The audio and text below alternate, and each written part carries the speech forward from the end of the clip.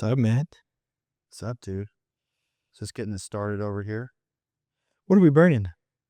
Uh, Lovato incense. I don't know what they're called. I have my own flavors at home, but and if you want to walk them through this piece of what we're about to do. Yeah, man. Some ceremonial cannabis. And like you said, Lovato incense, because we're in the wonderful Lovato estates. The house that Lovato built. Cheers, man. Cheers, brother. So, Hudson, The house that Lovato built. Yeah, man, hit me. what's channeling? Oh boy.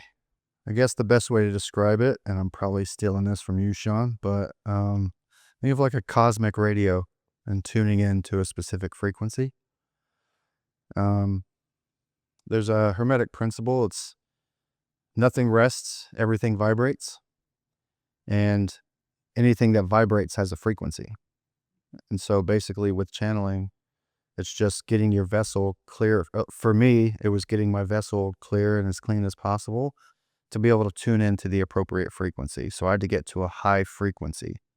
My person and my body and my channel was at a low frequency. So it was decades of, if you had tried to explain channeling to me or what it was or that I could channel, at various points in my life, I would have either bullied you, made fun of you, or just flat out had you fit for a straitjacket. So, yeah, it's just getting your tuning into a cosmic radio station is the most palatable way that I can present that. Which is beautiful. And for the groundwork for people listening, Nikola Tesla once said, if you want to understand the universe, understand everything is vibration and frequency.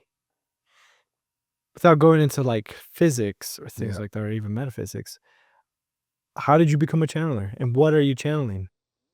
Oh boy, these are loaded questions, Antonio.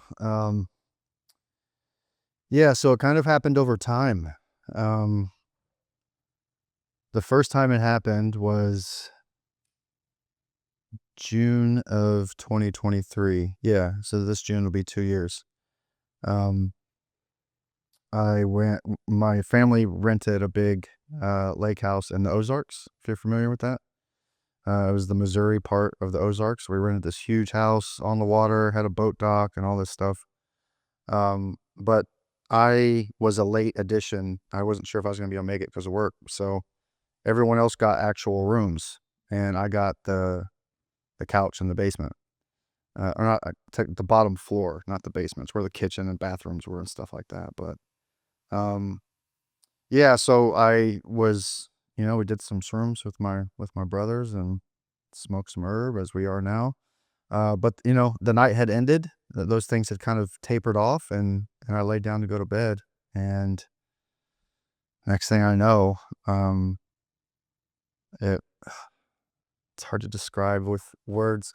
You've seen The Matrix? Mm-hmm. Yeah, part where he's like the first time when he's waking up and he wakes up in that goo. Yeah. And he's like in the fetal position, and it's like, that's what it felt like, man. And I heard there was a language, there was like this code, this sequencing that was like unlocking either my access to them, their access to me, opening the channel for the first time. I'm not quite sure.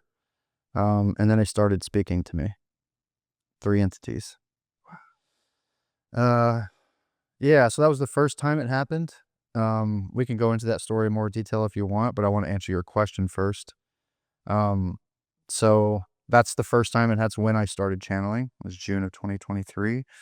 And when it started, I was channeling my guides, 3 entities that are always with me. They're with us here in the room now.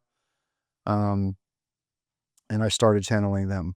There was one, the main one that I have communicated with and that has communicated with Justin, is feminine. Her name's Axie. And then there's 2 other masculine ones that are around as well, but a lot less communication, or I know they're there. I have communicated with them, but the 98% of the time it's with Axie. So that's who I channel. Wow. Yeah. Now, I'm sure a lot of people are familiar with Bashar. Mm-hmm. same species, same club, or Yeah, no, different? no. Bashar, now listen, I'm not, this is all very new to me. I was what Justin would call a normal person just a year ago, because when that happened at the lake house, radio silence for 7 months. Mm, Nothing ever happened again. So, my person really was able to kind of just like chalk it up as a wild, it was hours and hours after I actually took shrooms, but just, my person was able to justify it as just some weird dream, even though I have notes that they let me write and I took notes on my wow. phone. So, yeah. And there were specific things they kept doing to prove to me I wasn't dreaming. Alright, so, I'm only familiar with Bashar. Mhm. He's a pretty YouTube famous channeler. Yeah. He did it. Um, Tell me about the differences or the similarities between you and him. Yeah. So um, I'm channeling my actual guides. They're with me. Uh-huh. And they're from where I'm from. I've learned where I'm from and all that. I've heard of it called as Pleiadian, but what's the place called? The planet's called Arahel, and the Pleiadium star or Pleiades star system. There's planets there that's called Arahel. Yeah. And I've looked into it and looked it all up and stuff. But like, so my guides were sent here with me, um, to the way it was explained to me is the reason why this started happening and why they inserted themselves, because there's free will, is because they were preparing. Like I wasn't uh, coming along as fast as they needed me to. I wasn't coming along at all. I mean, I was doing my breath work and I knew Justin, but the first time I channeled and then when it started happening again, sort of thrust me into this like new, it's not like I took it a lot more serious. I got very consistent with the practices and my work, and that's because they told me to. I was told to breathe and clear the channel, and now I know why. Um, Did it feel like pressure having to, like, catch up to something? Like, I guess or just urgency about life to maybe because you were living a little relaxed or I wasn't doing the work. I wasn't breathing. I wasn't getting into I was staying in a low frequency, a low vibration activities, distractions, just overall low vibration being. And I couldn't have, with the knowledge that you have about me now and what happened at the retreat and things like that, I couldn't have done any of that stuff staying in that low vibrational state. Mm. It never would have happened. I'd still be the my person's old version would still be around, and none of this would have happened. We wouldn't know this existed. You wouldn't know me because I wouldn't have moved here. Yeah.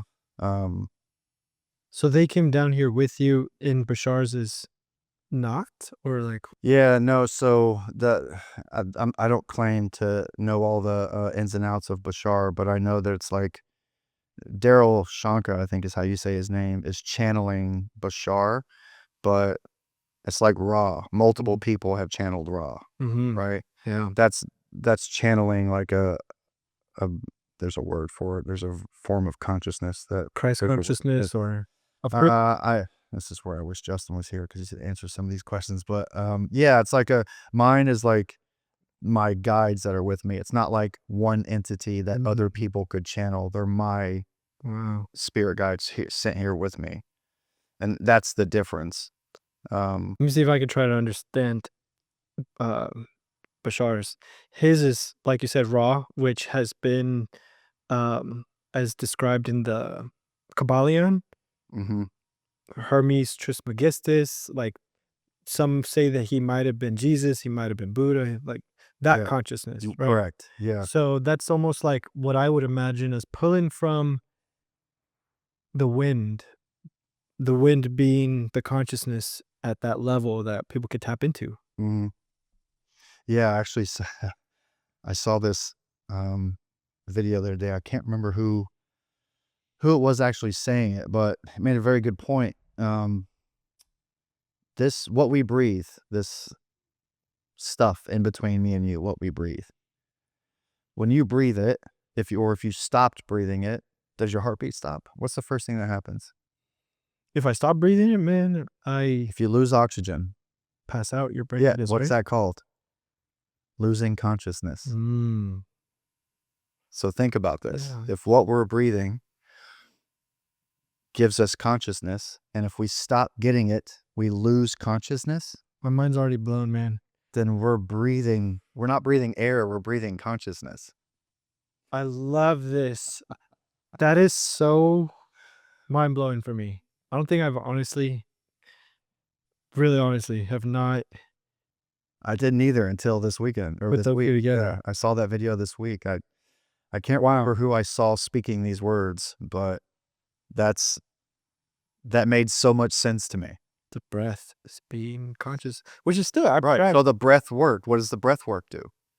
Put you into a higher state of consciousness Mm, because you're manipulating consciousness when you're doing the breath. And so it raises your consciousness. If you stop breathing, you lose consciousness. wow. Yeah, that was a good one. That was a good one. Yeah, that one's going to be stuck with me for a while. It makes sense. It does. Which, so now I understand where y'all, the difference is. Tell me more about the experience. Like, what are the main things they want to teach, or like what's the vision or the objective?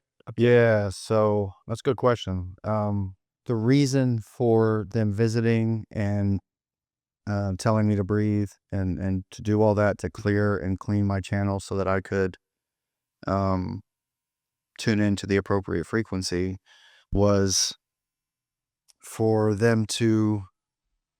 I was like picked. Maybe I chose this before I came here, or I was chosen after I got here. But and that I haven't asked yet. But It's a good question. Yeah. yeah, I haven't asked that yet. But I was told that I was chosen and I was blessed with this gift from my elders, my family, my from Arahel, and it's technology. It's not magic. Although some people would say technology is magic, um, but it's basically the ability to remove suffering. And there's and I found at the retreat that there's more ability than that.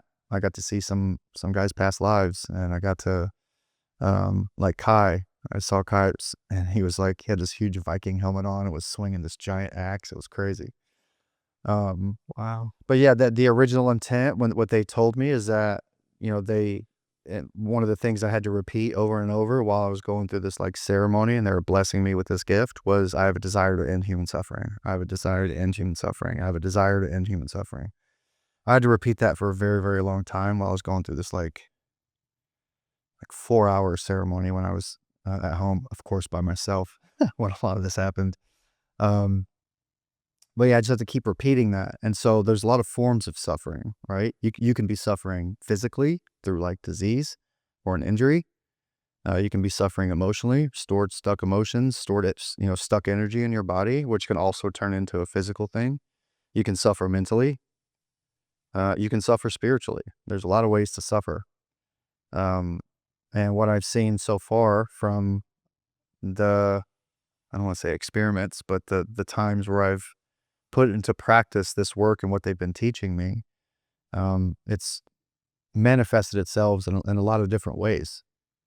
It hasn't just been, somebody having physical pain and removing that. It's been all those things I described. It's been emotional. It's been physical. It's been spiritual. It's been mental. Just um, yeah. And so that which makes sense because I had to basically my higher self has a desire to end human suffering. So it makes sense that the gift that I would be blessed with is the ability to remove that from people. Hmm. Yeah. I've seen how you remove it too, and I'll get into that in a second. But end human suffering. It's beautiful. Honestly, that is makes me think of you as a soldier of love and light, like in the front lines doing the work. And it's almost as if like they're sending gifts like yourself to speed up the process because some people, it takes their whole lifetime to really wake up. Some Mhm. people, and I don't even know where I'm at in my waking up journey. I'm just grateful that I'm not where I was. I wish there was like a have you ever seen Dragon Ball Z? No. Or have you ever seen any anime or TV show where, like, they can see somebody's level, their power levels or their Oh, nice. nen levels or, Yep. um, Hunter x Hunter is another good show that has things about levels, and it obviously the levels never end. There's always gonna be that's that growth Yeah. journey. Yeah, there's no destination, it's just a journey. Yeah. Yeah. But there is definitely levels of suffering, Mhm. and that is of the making of the mind.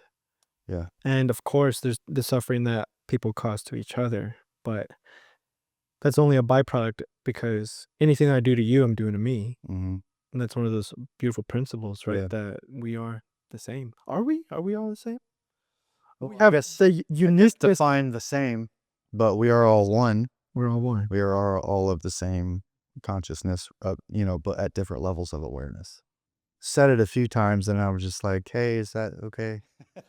But I mean, I'm a whole ass alien, so yeah, How in do every way how do you possibly look, or can. how does that look? Have you seen a Uh, vision of that? what now? Have they shown you, like Yeah, so like what my people look like on Air Hell is it's humanoid. It's remarkably similar to yours, just a lot taller. That's a normal height is much taller than we are. We're talking 7, 8 feet instead of 5 or 6 feet.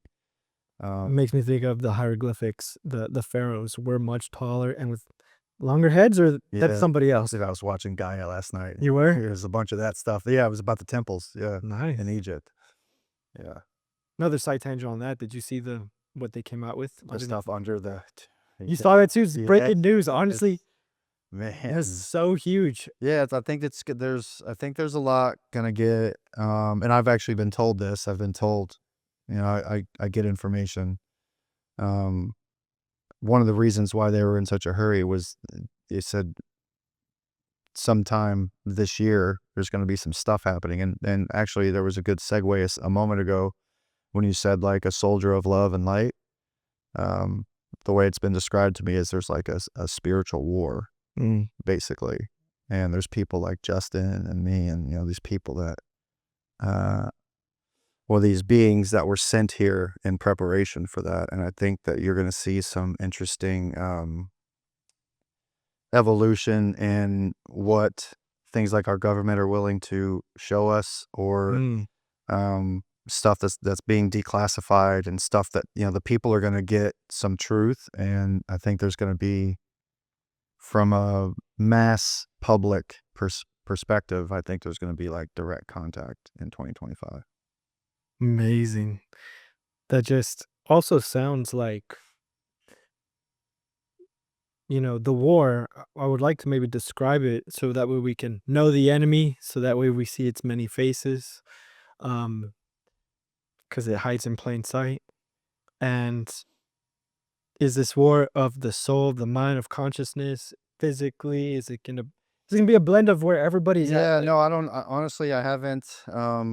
There's been these like blocks and these phases, and some of this because we've had conversation. But this has been like an evolving thing for me. Like it's been, and it's still very new to me. The bulk of it, outside of being told to breathe, didn't start until like the holidays. That wasn't that long ago. So I'm still very new. And as you can probably guess, a lot of people ask me to ask a lot of questions. Just like I've gotten You so have a many whole list questions. probably. Well, I should, but I forget a lot of the times to ask. And so I haven't gotten clear direction on exactly what they meant by this year. We were told specifically from my birthday this year until my birthday next year that this is what me and Justin were preparing for. Something. Um, and the first time they came through back in the Ozarks, one of the first things that they told me and that they wanted me to know is that they said you don't have to be afraid. Like there are bad ones of us, but that's not who we are. So like don't be afraid. And a couple people have said, well, that's the first thing a bad guy would say Don't be is like afraid. don't be afraid. I'm not going to hurt you. But I never got that feeling. I was never afraid. I was never scared. And I'm not saying that because I'm like courageous or anything. I'm saying that there was never any vibe or feeling or energy or vibration coming off of them that indicated that I needed to be afraid or worried or anything. Yeah. So I never have been, but they did say explicitly that like, hey, there are bad versions of us, basically, but that's not who we are. And they ended up being my guide, so it makes sense. But yeah, I don't know specifically what it's gonna look like. I don't know if there's actually going to be stuff that happens up there spill out over here, or if it's here, or I don't know any of that stuff. I just know that I needed to step into my full enlightenment on or before my birthday this year, and I was a couple weeks late, but it's okay. It was a couple weeks late for your next. No, when I fully stepped into enlightenment and like Justin said, he's like, you're a healed man now. Like for me to be, fear has been removed from my ecosystem, worry, um, those sorts of things. Like I don't even like combat. I think about it now and it's just a thing. There's not like a negative story or any negative emotions or anything trapped in me or anything that I feel, about it that way. So just like Justin never made sense to me, and this might or might not make sense to you, but before what happened when my dad was here for his mushroom ceremony, when I fully stepped into enlightenment, the whole thing that happened here, um, I logically connected with ideas that were not meant to connect with logically. I logically understood Justin, but he didn't make sense to me I don't know if that makes sense, but like I connected with the idea of consciousness and the idea of frequency and vibration and the idea of gratitude. Like I logically understood gratitude, and I would, after my breathwork sessions in the morning, I would say thank you. But that was my brain. I never had actually felt and sat in true gratitude. That is not what I was doing when I was connecting with gratitude from my brain. Does that make sense? Mhm. Because and like what I've learned, and this is in the Power of Now book, but all the best things in life, presence, joy, love, creativity, happen outside of the mind. So you're never going to experience those things with your mind. Mm, You can only experience them if you're able to get present. love that. It's That's the powerful. only way. Yeah. Yes. And so I was doing the breath work, and I had healed, and I know that through some somatic things I had pulled some stuck stuff out of me and things like that. But I was still connecting with all those concepts logically. I was still connecting with love logically. I had gone to therapy, which addresses the mind, but something that obviously Justin says it's part of nirvana. You have a mind, but you are not the mind. And so now, instead of thinking that the stuff your internal talk, your internal monologue, instead of identifying as I did for decades, identifying as that being me, now I identify as my higher self and I can observe the thinker. And so when my person thinks things, now I can just laugh at them or go, "Oh, dude, you're a weirdo, bro." But talk to my person and talk to him. Be like, "Hey, you drove for a long time. You had your shot, but you were all ego. You were brain. Now you sit in the passenger seat, and I'm driving now. My higher self." It's so clear when you put it that way. Yeah, And he even says too, I was reading Untethered Soul, called it The Inner Roommate. I need to read that. And he says if you are having trouble disidentifying from your mind, personify your mind as a physical person. Yeah, I call him my person now, Yes. and Yeah. I talk to him. You can have conversations with your person. Mhm. You can talk to each I other. haven't really gotten to that point yet. Yeah, I would, when Justin would say that, I would connect with that concept logically, because I would say, of course, if your your spirit, your consciousness, and your person has a brain, of course those two things could communicate because they're separate things.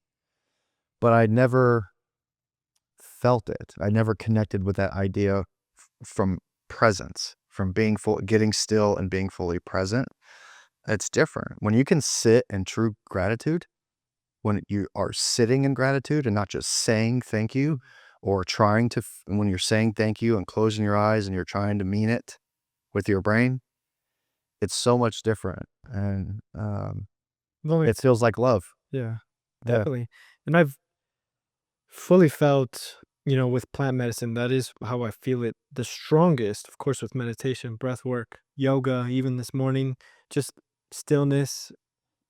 Anybody can have any kind of trigger like Yeah. nature, butterfly, Yeah. animals, whatever puts you into the moment. Like you said, it's where all the riches are at. When, we met at the mushroom retreat with 14 other guys, and um, we practiced a lot of stillness, no cell phones. We just dropped in. Cell phones didn't exist, It dude, didn't. for 4 days. It's a beautiful thing that I think, I'm starting to hear other people Yeah. go to retreats where you just put your phone away. Hmm. And everybody just was so all about that. Nobody really cared about their phone. Of course, we prepared our loved ones and our lives to be able to do that, which Yeah. is And what look how powerful presence was. Think of all the um, m- impactful moments that happened to people just on the walk. We went for a walk, Antonio. We're out in the woods in silent nature, walk. a silent. We went on. It's a walking meditation. And I'm not sure if you're aware of all of them. Me and Justin are because we were facilitating, so I'm aware of all the stories. But I think it was half or just over half of the guys had some incredibly profound experiences, moments, realizations going on a walk, a silent, meditating walk. That's the power of presence. Nobody was on plant medicine. Nobody, it's the power of presence. I don't need mushrooms anymore. I can take them, but I don't even need them to get into that state anymore. But you felt true presence, either if it was a great breath work, that feeling right when you come out of it, that feeling on a really good mushroom dose. That's what you can actually, that's our natural state, actually. You can sustain that. That's not something you have to use mushrooms. That feeling of pure presence, you don't have to take plant medicine to get there once you've stepped into your enlightenment. And it just, my person was very anxious and impatient. So I was like, why is this taking months instead of days? Like, if we've got stuff to do, we've got stuff to do. But I really had to go through that dark night of the soul, that 40 days, 40 nights wandering. It How was so? painful. Um, Justin can probably talk to this a little bit more just because he experienced it from his shoes. But my person basically for a very long time didn't chose not to feel things. That my response to any sort of whether it be high or low, either positive or negative, but mostly negative emotions, was to choose to ignore them and to find another way to. I didn't realize I was doing it, but I was trying to find a way to alchemize that energy to get it out of me. But oftentimes I just let it would stick because back then I would use, I was on, up to 6 different medications from the VA, Mm. drank a lot of Jameson. Um, I found other ways to cope instead of truly alchemizing it by, 6 medications from the VA? uh, Did you have, PTSD or, yeah, like, so I was, disability? yeah, I was medically retired from the Army. There's a lot of reasons on my VA award letter. There's a bunch, but I was retired by the Army and then in process the VA. So I'm retired Army, but I was medically retired. Mm. The main reasons was what's called TBI, so traumatic brain injury. Because I've had 11 concussions. I've had a lot of hits to the noggin. Football player or all military? No, so I had 4 or 5, I think 5 before I even joined the Army, and then I got 5 while I was in. And then I was in a pretty bad car accident after I got out of the Army that gave me another one, and I'm pretty sure the other accident I was in, I had too. It just wasn't. They didn't diagnose it. Wow, how did Yeah, I've had a lot of concussions. why? So, before the Army, they were from sports or fighting, Okay. basically. Fist fighting or, like, you're in Yeah, MMA? no, like From the streets, Hudson? dumbass fighting. Yeah. I mean, got jumped a few times Well, on bar fights. Arlington, you said, right? Yeah. Yeah, and then the Army, they were from IEDs. I was in 5 different, IED strikes where What was IED stand for? improvised explosive device. Oof, So improvised. we drove over we drove over bombs that were put in the road, On basically. wow. Yeah. And so I got TBI from that, and I have really bad my person has really bad migraines. Yeah, so that was that and PTSD were the 2, like, main reasons. I mean, I've had a bunch of other, there's other stuff on there, but the 2 top, like, highest weighted percentage reasons were, traumatic brain injury and PTSD. Dang, first off, sorry about all that, man. That's tough, and thank you for serving. Like, It was did you go a to pleasure. Iraq or Dude, I Afghanistan? grew up playing with GI Joes, and then they paid me to do that, so. So you knew you wanted to be a soldier. I grew up with GI Joes and Army men too. Well, I joined after 9/11. That's So, why. Like, yeah. you're one of. I haven't. I've met one other person who did the same. Um, y'all are a rare breed, like a special class of human beings. That, No. I didn't do anything that, like, literally a million other guys did. but you went and Uh, signed up for combat. Like, yeah, I joined the infantry and I signed up for combat. Yeah, you can do there's a lot of jobs in the military. In fact, almost every job in the military is not combat arms. So there's a lot of stuff you can do in what the percentage are combat military? there's 2 combat MOSs in the Army, and there's, like, 200 jobs. So Ooh, that's a small percentage. that's a small percentage, yeah. Literally 1% of 1%. Because 1% of people serve in the military, and 1% of those people serve in combat MOSs. If you, That's an approximate number, but that's what I've heard, like, my entire life. yeah, It's the 1% of the 1%. And then there's even a subset of that, the guys that go do the real stuff, like Rangers and Special Forces and Delta and, like, those guys, that's 1% of 1% of 1%. So, those people are just like super gifted and talented, or just yeah, I mean, built different. they get trained that way, but they're built different up here for sure in their brains. Yeah. Wow, They're I'm glad they're on our side yeah, here me in the too. U.S. Yeah. If you remind me digging more into that, what kind of soldier were you? Did you have hate in your heart and you wanted to kill? Did you have more of like a heroism, like Yeah. national pride, Yeah. or like you wanted to get out of your town, or what? No, it's a great question, man. You ask good questions. Yeah, I think at the time, my person, um, I I don't think I believe this anymore, but at the time, it was after 9/11. I went to boot camp. Literally, it took a while for me to go to boot camp. I didn't actually leave for boot camp till March of 2003. But like as I'm leaving for boot camp, the shock and awe campaign is happening in Iraq. Like they're starting to bomb Iraq. We're starting to invade Iraq as I'm leaving for boot camp. Yeah, it's a bombing campaign that you do before the ground troops come in called shock and awe. Dang, You just drop a shit ton of bombs and then the ground troops come in. soften them. They soften them up. Yeah. So as I'm leaving for boot camp to join the infantry, my parents are watching the shock and awe bombing campaign go off and our invasion start. Mortified. Iraq. Yeah, oh yeah.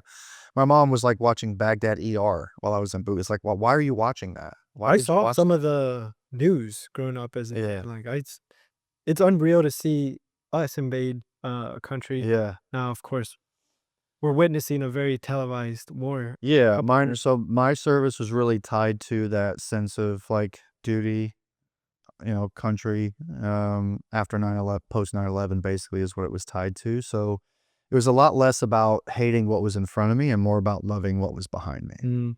Yeah. So I wouldn't call it hate. Not that I like loved my enemy or anything like that, especially after seeing.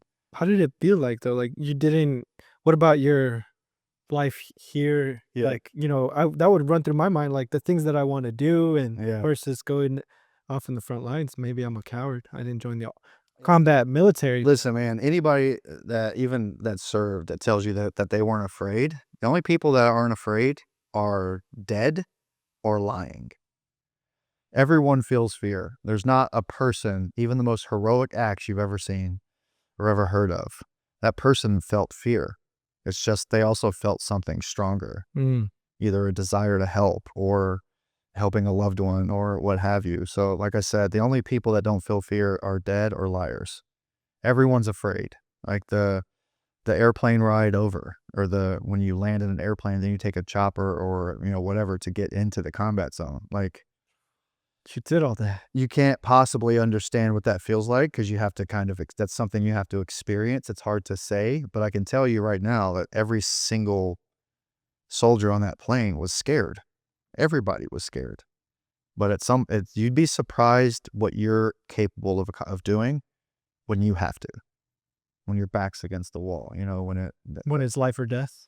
yeah, you'd be Which hap surprised at what you're capable of. Yeah, in a lot of good ways and in some bad ways. We've seen some of the atrocities committed in these kinds of conflicts on both sides. It's not like Americans are perfect. Did that desensitize anybody who sees the atrocities of war? I mean, you can get decent. Like my person did the same thing that I explained to you earlier, where like I used humor as a defense mechanism, so I didn't have to feel it. And so I'd make You jokes did. at times that you don't make jokes. Sergeant Hudson, you're nuts. Like, why are you laughing at that? Like, I mean, I'll give you examples if you want. I don't know if you want the examples, but um, I know what you mean. Locker room talk, guys. oh, Just way worse than locker room talk. Stuff I wouldn't want my parents to ever know I said. Or just it, everybody can use their imagination, which everyone does have a dark side. yeah, well, of course. Yeah, and I think that's the part, I learned a lot from Jordan Peterson before I got into, like, the spiritual part. Before I met Justin, I was getting very, heavy into, like, Jordan Peterson Mm. material, and there's something he said that was very interesting about veterans. He said that one of the reasons why veterans that seek combat have a ton of trouble, or a lot of them have a lot of trouble, and some of them, like, debilitating trouble, is you see the absolute worst of humanity That is in those situations. And I think what really gets to people, combat veterans, is the fact that they have to see themselves in that. mm, You can't anyone who thinks that they wouldn't have owned slaves or that they wouldn't have been a part of holy wars and been on the side that was apparently morally good or morally bad or whatever. Like, people don't understand that true malevolence is inside all of us. mhm. Like, honest to God, true evil, because of polarity. You can't possibly have one without the other. It's one of the Hermetic principles. You cannot possibly embody and experience love, true love, without experiencing pain, evil, whatever you want to call it. There, it's required. I don't personally think that you can experience, if you've never been hurt or wounded or deeply in pain. You can only meet people as deep as you've met yourself. So if you've never had some of those deeply, deeply emotional experiences, and if you haven't met yourself in those places, I don't think you can truly go to those places with another person. Man. And so you were on 6 pills. Jameson, could only imagine Yeah, it wasn't great. how that was like, and you were just coping, right? The only way you knew how, and I feel for you I on was that. told I was sick. The VA tells you you're sick. You have a problem. You have a mental condition. What were some of your symptoms that they needed to medicate you for? Uh, Depression? yeah, depression, anger, compulsiveness. Um, yeah, I was very, very angry when I first got out of the army. Very angry for Wow. a while. Like, 'Cause of the atrocities, but, like, anything else? no, I was mad that I wasn't in the army. I was mad that um, Right, 'cause you're the medically. way it happened and how I had to come home. I was mad at everybody. I was mad at there really wasn't anything I wasn't mad at. How much time did you spend over there before you were medically I was in the army for basically 6 years okay. before I got discharged. Yeah. Um, and I did one deployment to Iraq. It was the unit deployed. This is the 06-08 rotation. So the unit deployed October of 06 and came home. It was like January, February of 08.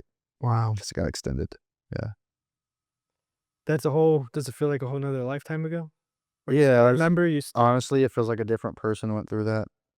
It really does. It feels like a different person. But ironically, sometimes it feels like it was yesterday. Whoa. Sometimes it feels like it was a different person, and sometimes it feels like it was yesterday. Especially if I have like dreams or nightmares. Hmm. Those can feel pretty real. Um, I haven't really had a ton of those recently. I had one on my work trip actually last week. That was crazy. What, Uh, a memory or but a that's nightmare? yeah, some bad nightmares. Yeah. That used to happen every night, and now it's um before the holidays, like before all this stuff really kicked in, it was happening maybe once a week. Really? Now it's happened once since my dad's ceremony, which is like a month ago now. So it's happened. Nightmare? Is it a reoccurring Yeah, yeah. or different? It's like this. It's like a 6 pack. The same. It's a kind of a variety pack of like 6 of them. It just kind of it's whichever one they feel like that night. Yeah. Wow. I actually just am remembering right now too that I've been in combat 2 or 3 times, ending in my death or getting shot or just waking up. Or I remember tanks, and they were in the Middle East, and I just remembered that right now. I think I was like 15. Wow. But dreams, what are dreams? I don't think I'm qualified to answer that, Best but guess. I think it's Best guess.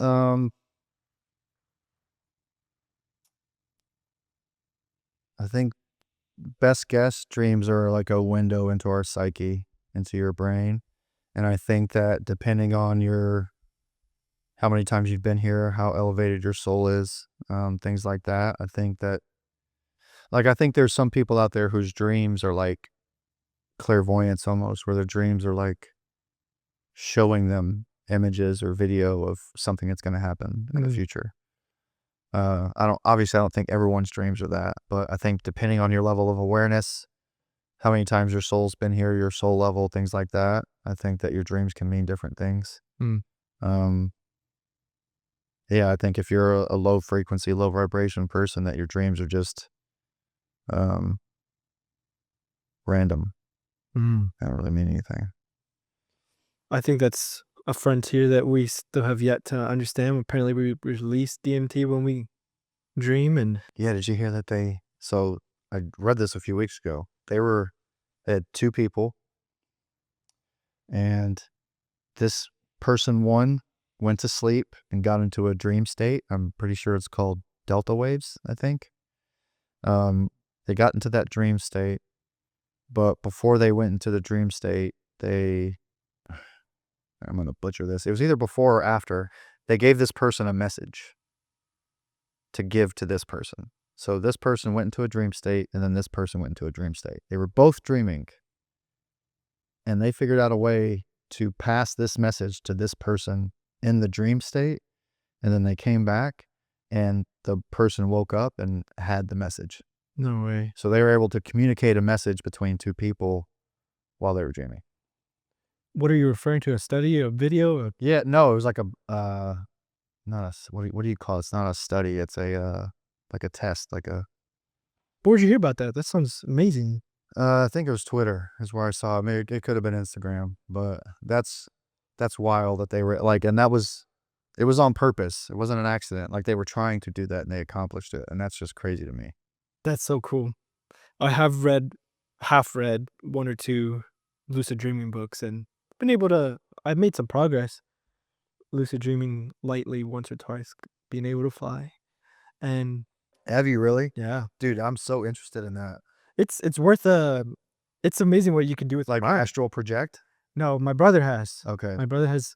Wanna hear that story? I want to hear you said you flew. Yes. I want to hear that story. Okay.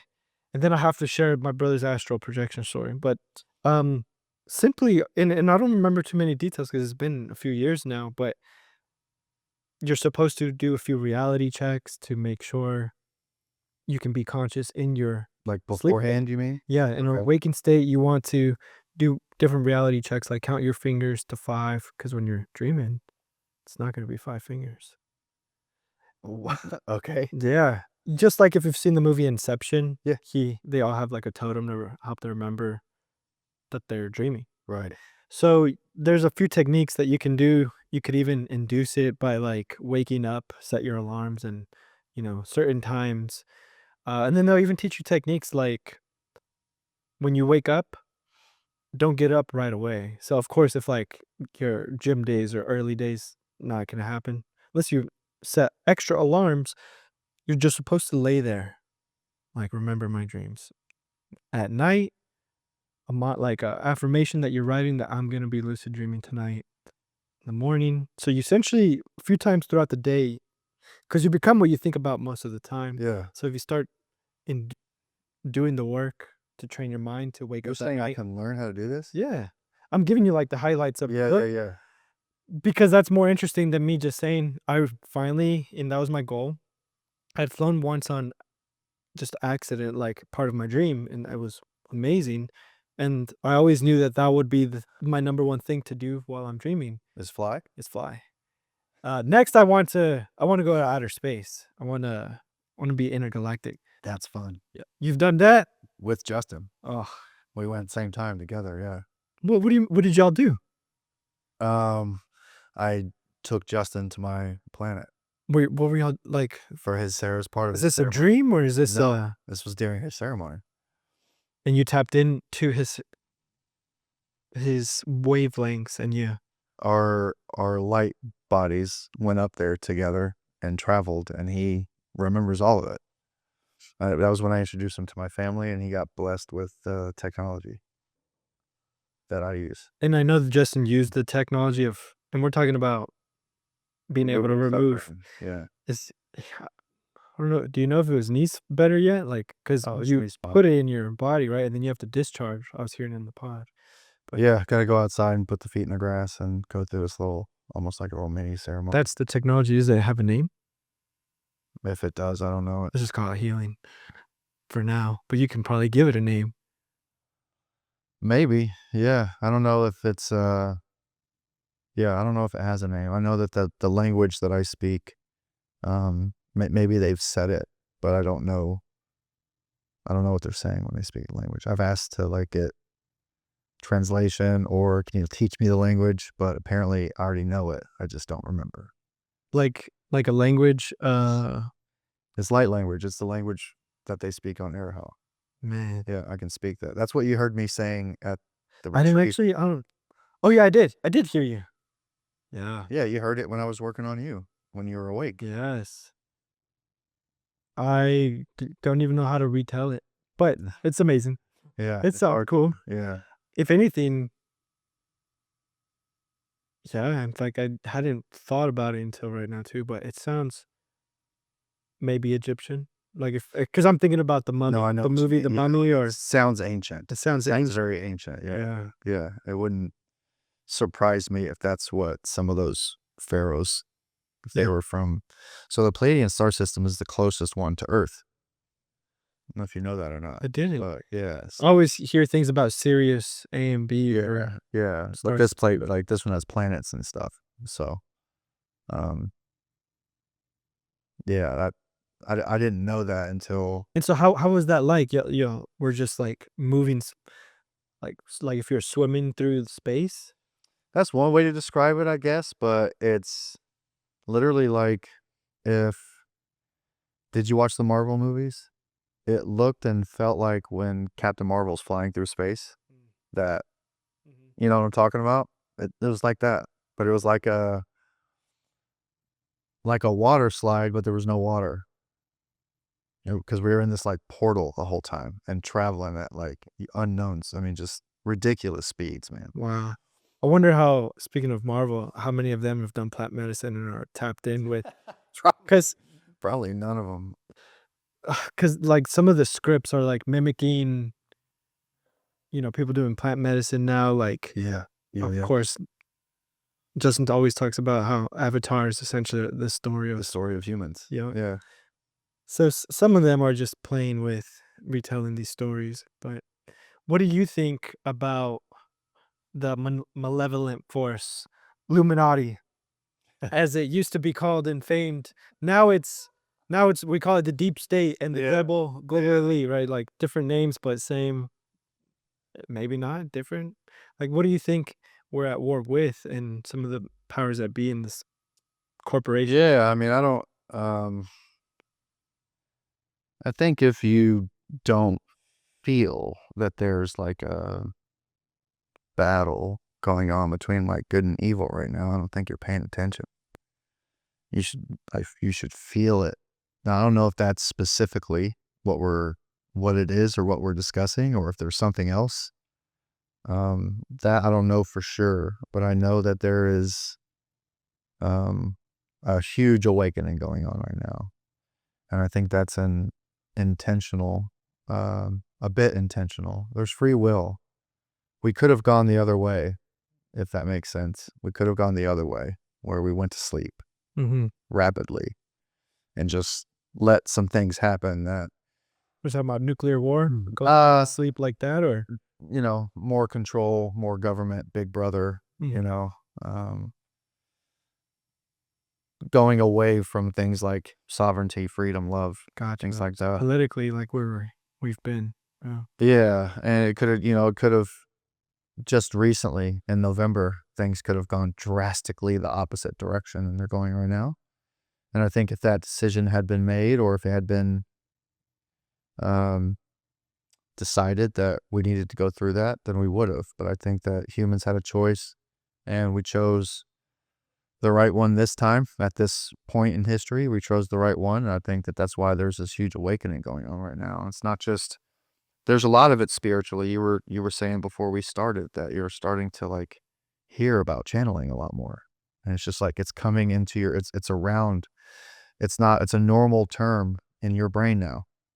And that wouldn't have been the case even just 10 years ago, I don't think. So, Just like plant medicine is way more commonplace to talk about. yeah, and there's not a negative stigma to it. Mm. The only people who have a negative stigma towards plant medicine are people who are literally ignorant. Like And choosing to not learn anything yeah, about. listen, ignorant, for sensitive people who might be watching. The definition of ignorant just means uninformed. There's a negative connotation to that word. If someone calls you ignorant, it's like a Attack, thing. like an Yeah, mm, but really all it literally by definition means uninformed. Now that can be uninformed because you're lazy and don't care, but that could be uninformed because maybe you don't know what to look for. Maybe you haven't been introduced to the correct community. Maybe, there's, um, something that they taught me, because my person, even as recently as a year ago, had way more extreme political beliefs than I have now.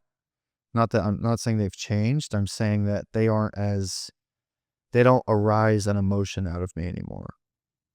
And the reason being is something that they've taught me during, um, these last few months is that we help no matter what. That there's no, and they tested me on this, and I passed, thank goodness. But we help, when I say we help no matter what, that because the person who needs my help or is suffering that I can help is somebody who I disagree with politically, or maybe they're a murderer or a rapist, or they punched my mother in the face, or you know what I mean? We help no matter what. That's what we do. And that and was then, go ahead. because it's conceptually, you're talking about forgiveness and compassion. Yeah. But how do we handle those that commit atrocities to one another, Like, Yeah, it's like, how would you reform the prison system? yeah, or you've had people that have wronged you. How do we give them love too? People who have wronged me, and maybe we connect with the idea of they wronged me intentionally, so there was malice behind it. It wasn't an accident. That you can fall into that story, and you've had people that have wronged you. I've had people that have wronged me. We've wronged people, right? There's stories you can tell behind that, right? You can connect to a story where you've been wronged or turn yourself into a victim. Um, and so like the concept is, at least in from my seat is I'm in a better position to respond to discomfort with love than anybody is. How do people typically respond to discomfort? A lot of them fight, fight, fight, flight, freeze, hide, right? Right. So most of the time, people's response to discomfort is negative. It's anger, it's jealousy, it's Yeah. hurt, it's doubt, it's negative. Mhm. And so when they've gone out and they had thoughts about themselves, and your thoughts can create your reality. So you have thoughts about yourself and you go out and around a group of people and you're like, oh, they think I'm stupid, or oh, they think I'm fat, or oh, whatever. Um, the people who are around them probably sense that. Maybe things get uncomfortable. Maybe you're the weird friend that doesn't get invited out more often. Um, like you can, people are going out into the world, and whenever they, not always through their own direct choices, experience other people's response to them making them uncomfortable, it's almost always going to be negative. And so there was a conversation I was having with a group of friends, and there was like a newer person that had been brought into that circle. And, they were like, well, I'm not sure about this person. I don't know if I want to invite him out when we go out to dinner or whatever. And I was like, why? And they're like, well, it's just a vibe. Like, it's like an energy thing. It's a vibe. Like, there's just something that's off. And I was like, okay, fair enough. But how do you think everybody else on this planet responds to that feeling that you're feeling? That weird vibe, that discomfort. How do you think they respond to that? Mm. Negatively. Negatively. So what if I'm the person that responds to that with love and no judgment? Do you think that person's energy changes? Does their vibe change? Yep. So that was like the lesson, is we help no matter what. That I'm in a better position to respond to discomfort with love than most people. And so we don't judge, we don't pass on judgments to other people. So the whole concept of forgiving people is being able to look back and send them love.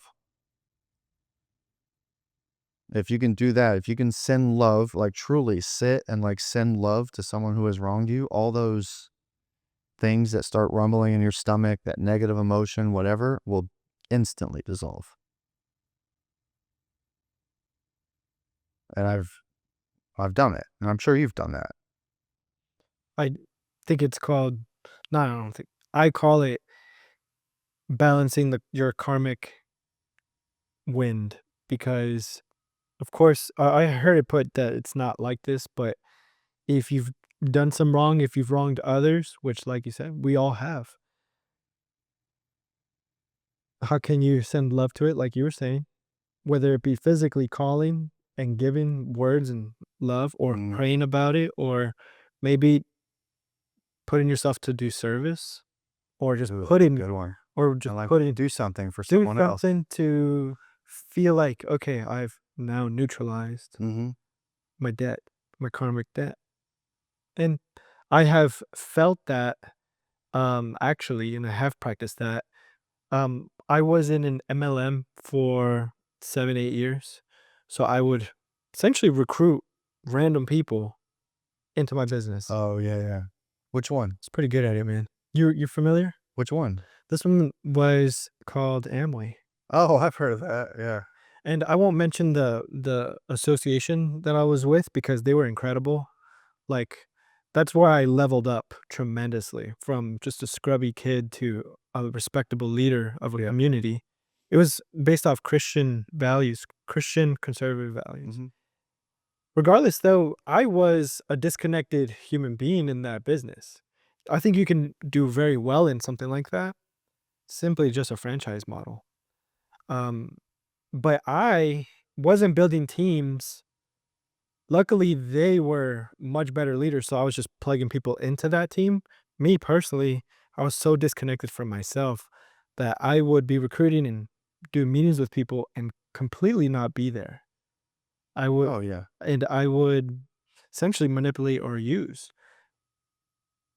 But I was very convinced I was doing it for a great reason, great cause, and everything. That's what I was leading with. So Because of like the core values yeah, of the company. Got it. exactly. Okay. They totally help you believe in freedom, and your job is something that should be detested almost. Yeah. Mm. And so I bring that up because yeah, I can um I listed off maybe a list of 20, 30 people that I was close to them, but they were not close to me, and they probably felt that at some point. Yeah. There's a saying that they would use called people don't really quit the business, they quit the leader. Reader. Yeah. Yeah. Yeah. And I called a bunch of them and said, "Hey man, I wanted to reach out. I'm sorry for essentially growing distant." Like I kind of would abandon loyal friends and Yeah. um it's almost like if I was a father and they were my responsibility and I just vanished. Wow. Took a year off and went to the other side of the world actually.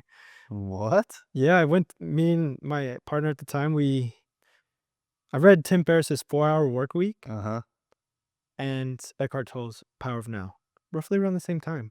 That'll do enough to pop That'll you out. split you. Yeah. That'll split you, like, from heathen hellion kid to now meditating Power of Now, Yeah. feeling stillness, like, Yeah. coming into my power. Um, so I would call them and, like, I was doing a lot of radical courage and action, like, to heal these things, like, "Hey, man, I'm sorry that I essentially was disconnected. I didn't really know that I was functionally depressed." How did you? Well, was there like an acute incident? How did you obtain the awareness that you were disconnected? There was, I was my first LSD experience. Ah, there it is. Yeah, it was Okay. 'cause my first LSD experience, it turned the lights on. Yeah. I finally felt again, I cried and Yeah. essentially like 45, 50 sessions later in Hawaii during the lockdown allowed me to just heal the skeletons and play the Nuts. dragons, Okay. do the work. Yeah. And, I got to that point where, like, I need to fix this karmic wind for me Mm, because there was so many dudes that I they probably felt like and I wasn't doing it for what they thought. I was simply just doing it to share love and connection, and yeah. I miss you, and let's be in a relationship if you want to. And however anybody takes from that story to right wrongs, like Yeah. call that father figure, which I did. So you believe in karma? I guess in that idea of you get out what you put into the universe, right? And then if you're feeling called, like I haven't called that father figure I lost in a while, Yeah. the super scary one. I It took me a month later from those downloads to call that person my biological father. So like going back to what you were saying, I totally agree. When you give love and you send those people love Yeah. to yourself, Yeah. truly unlocks and heals some pretty top level. Yeah. But I want to like I want to. You believe in karma? Yeah, I guess so. Because I don't fully know how to describe it other than, yeah, you get out what you put in. As within, so without. So, yeah, as within, so Yeah. I as think. above, so Yeah. without. That's an interesting concept. Karma. I don't think I believe in karma, Tell me your point. and it's wild that you said that because it's just kind of. I think I just realized that because I've met people who believed in karma before, and I never like disagreed with them. And then as you were saying that, and when I found out that you believed in karma, I was like, I don't think I believe in that. So you don't think Mm, like it works the other way around too? If you do evil things, you get your next lifetime in something lower? well, no, not really. I think that there's different levels of awareness, and it's forgive them for they know not what they do, right? So if you're low vibration, if you're low frequency, and you're stuck in your mind, and you've been programmed to be a victim or you were abused as a kid or whatever, and you store that and you don't understand the things that me and you understand now in March of 2025, and you wrong people or you hurt people, it's people are doing the best they can with the level of awareness and knowledge that they have at the time. Yeah. And so I think there's just different levels of awareness. I think that the concept of what you mean and what you say when what you put out, you get back. I think the concept of that, like manifestation, I think that exists where you can create with your thoughts and your beliefs and how you talk to yourself. You can create your reality that way. But I don't think it's because if that concept holds, then good things only happen to good people. And good things happen to bad people all the time. And Mm, bad things happen to good people all the time. that's so true. So if and this is only because I'm approaching this as if like karma's a law, right? If you believe the kind of karma you say you believe in is would be a universal law, right? I guess It's not something that conceptually. has a off day or takes PTO, That's true. Karma's either real and it exists or it doesn't. Does that make sense? Yeah.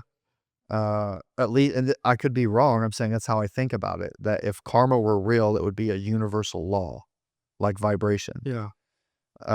And that would mean it would apply 100% of the time. If it's a law, physical laws always exist. Mhm. Um, It so does make sense. And because really great things happen to horrific humans, but they're only horrific because they have low levels of awareness. So good things happen to low aware, low frequency people. So I think that discredits karmic law. maybe I guess karma's not the right word to use, like just reaping what you sow. But even if you and that doesn't always have Okay. to apply spiritually because Yeah. maybe that just operates off different laws. Yeah, but I don't think so. So see if you can follow me on this because I don't think I wish I wasn't high because I just had an amazing thought and point and I already forgot it. Uh, But check this out. So no, I remember it. Only low vibration people can do bad things. mm, High vibration, high awareness people don't go around hurting others or so true. So true. pr- conducting acts of malevolence. Uh, They're high vibration, so they're spreading love and joy and awareness and all the great things that you don't identify with your mind. They're spreading all those things. So the only people who do bad things are low awareness people. They're not aware. They're in the trance, right? which I totally you hit it perfectly. That is what was going on because I didn't have judgment of myself for being asleep at that time in my life. Right. Just like nobody else should be tough on themselves because you're doing your best With the level of with what you awareness and got. knowledge that you have at the time. Yeah. So that concept of forgive them for they know not what they do means that when someone who's low awareness, low frequency harms me or hurts me or whatever, that if I have high levels of awareness, I understand that that wasn't about me. Mm, It was so about true. them. So true. So they didn't actually do anything to me. They were projecting their whatever their low frequency onto me. That has nothing to do with me. So forgive them for they know not what they do. So I don't think that karma exists because why would you? I think the punishment for low awareness is low awareness. There's no additional punishment there because we've both lived low aware, low frequency lives. It's terrible. And we're not going back to it. No, Don't wanna but go back to it. you're miserable. Oh, yeah. It's misery. I had no idea Some people how get much. addicted to that misery Oh, absolutely. as well. It's just because you're human. Your human's brain and body are conditioned to favor the known, and they've proven this with like neurology. Your brain, when your human's brain has a choice between something it knows will kill you and unknown, then any unknown, it's programmed to choose this. to choose the thing that will kill you just because they know what it is. Yeah. It fears the unknown. The neural pathways just build such a groove. Like Michael Pollan calls it, like if you're on a ski slope going down the same path, you'll develop more and more grooves, Mm-hmm. and then it becomes easier and easier to keep going down It's the. condition. Yeah. And so you're just Oh, essentially living the same life over and yeah. over again. And The universe will meditation. present the lessons until you learn them. Yes, exactly. So, Over and over, you can. And then he calls psychedelics fresh powder. You can actually choose. You can choose a new path. I love that. Oh, I love that. That's actually true too. I mean, I've experienced that with microdosing myself. So that's a It is, right? You start. yeah. Maybe I'm probably gonna steal that description. That's perfect. maybe I don't want the Wingstop today. Yeah.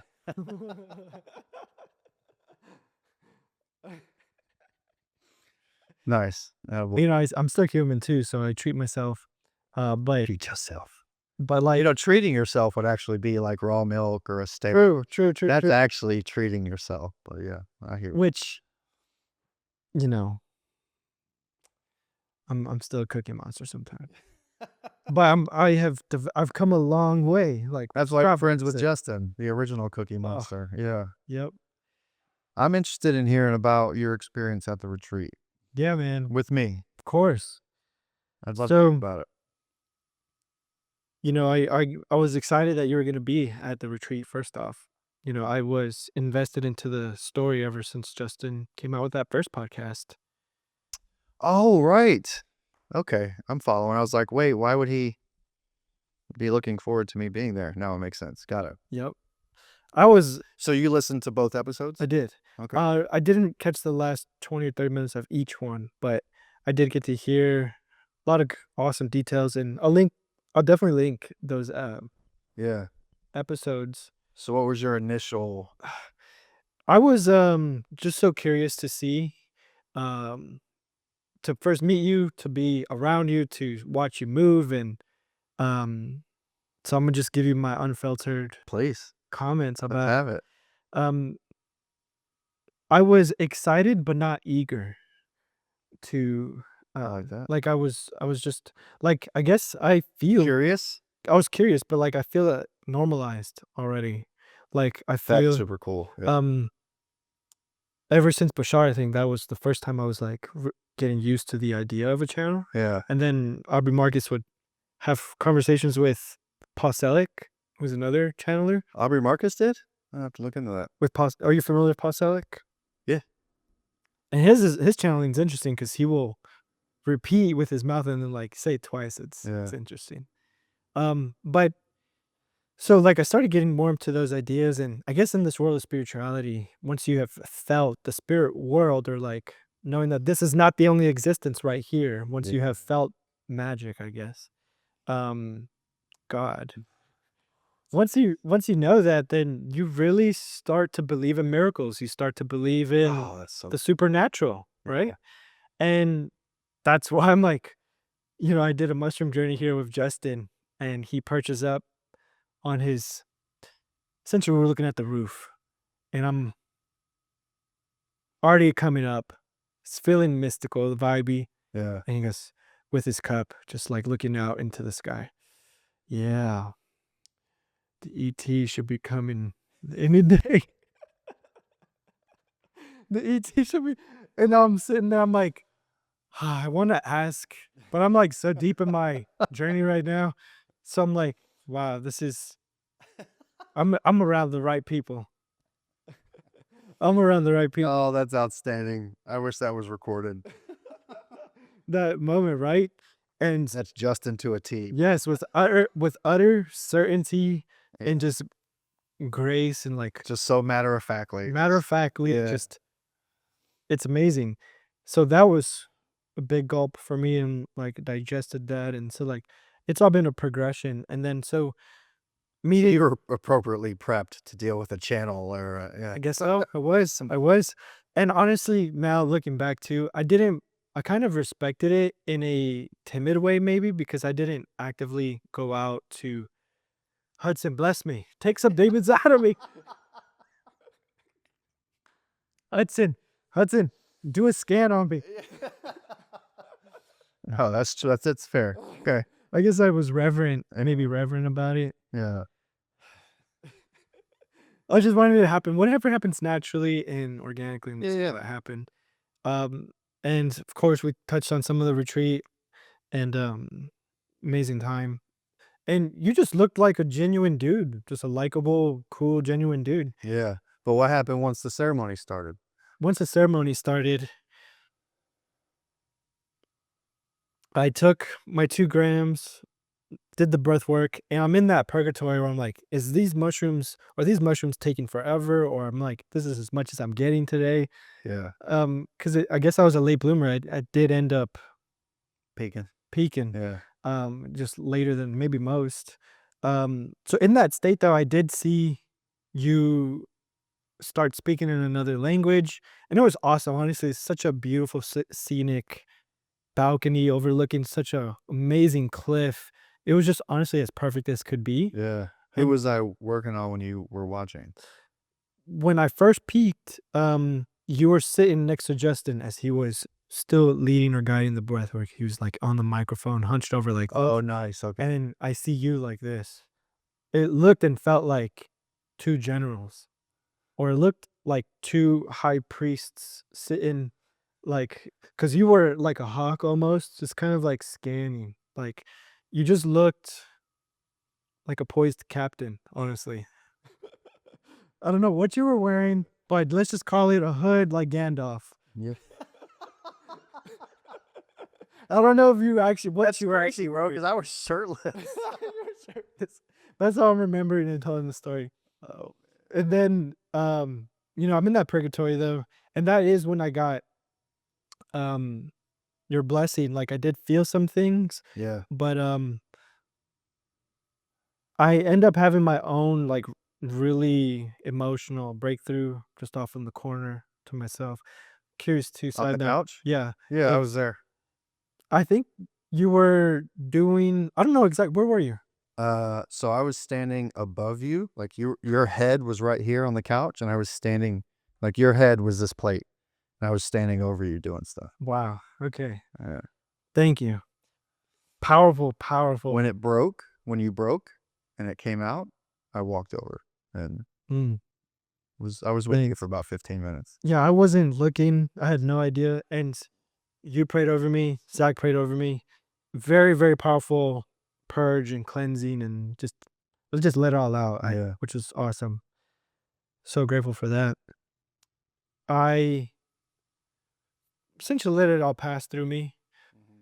And then I'm like, okay, I'm still not ready to join everybody else. So I'm gonna go back upstairs. While I'm upstairs, um, I'm seeing you work on, might have been Adolfo or who knows. I think you were working on a few people that Where day. was I?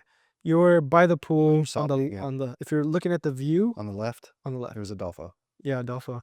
You were doing amazing things with your hands, like just I don't know. It was just so cool. And I was telling you before the podcast that it definitely looked out of this world. Yeah.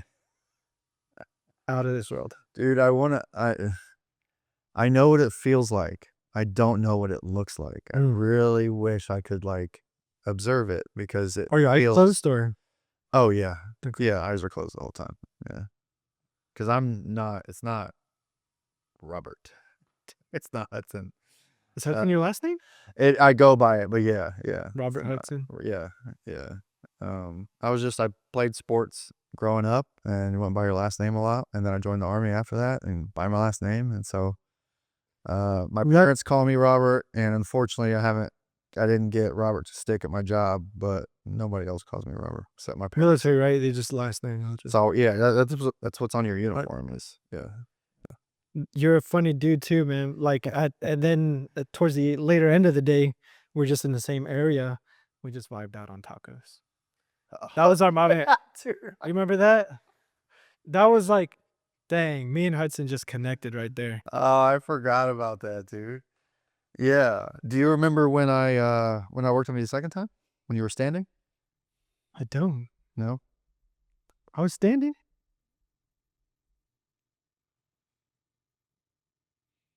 Was it no? Tell me about it. Like, was it when we drank? Uh Was it? Sometime after initially everybody got up from the mushroom ceremony and came downstairs. Sometime between then and dinner. And it was by the back door, I thought.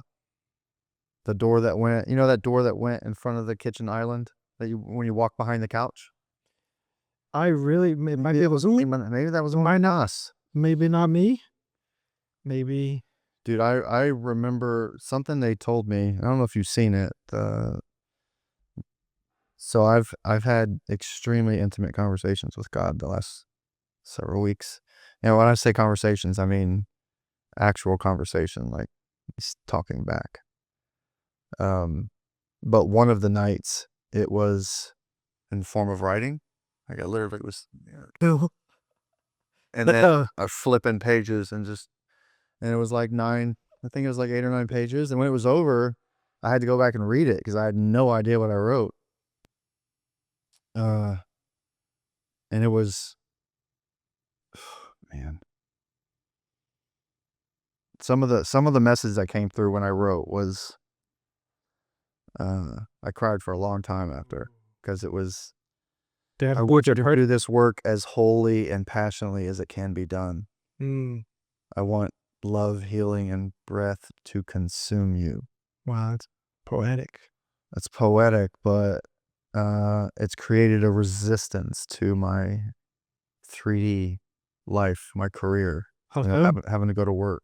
Oh, Yeah. And my job's very challenging. It's very intellectual. It's very demanding, things like that. Does it take a lot out of you? So your time mentally, yeah. And then oftentimes, especially after this last trip, this last week, by the end of the week, you're just fried mentally, and it's a physical thing. You're tired. Yeah.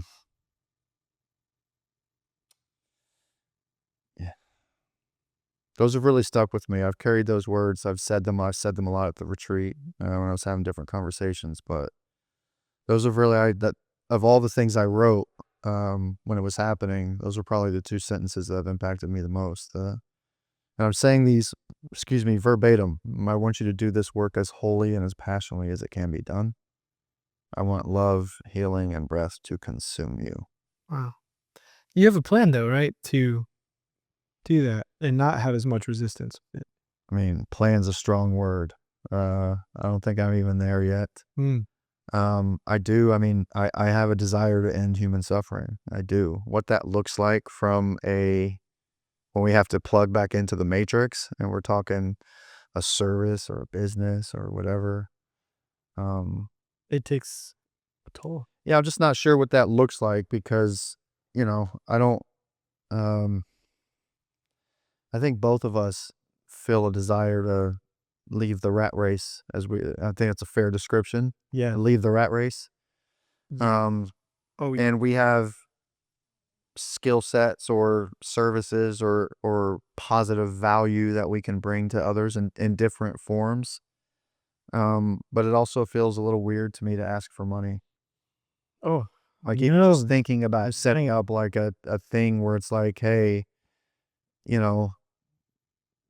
let me help you stop suffering in exchange for money. I know. Seems odd. Like seems weird, but so it's like, I think that I'm slowly transitioning to that concept. It's hard to label what I do. It's all very unique. I had different experiences with all of you. Extremely different. I mean, they were, I really like the way Justin describes DMT. He says it's exactly what you need at the time, in that moment. It's so true. And that's how I describe what I do. It's exactly what you need. And I don't know what it is you need until I put my hand on you. And whatever happens after that is exactly what you need at that time. That's been the case with everybody I've put my hands on. I don't think I have actually put my hands on you, which is interesting because you would be the only one that I didn't put my hands on that entire retreat. You see? I don't know how you That's got why away I with that. said. I don't know how you got away with that. Cause I I did work on you. I worked on you upstairs when you were laying down, Yes. and then when you were on the couch going through your Mhm.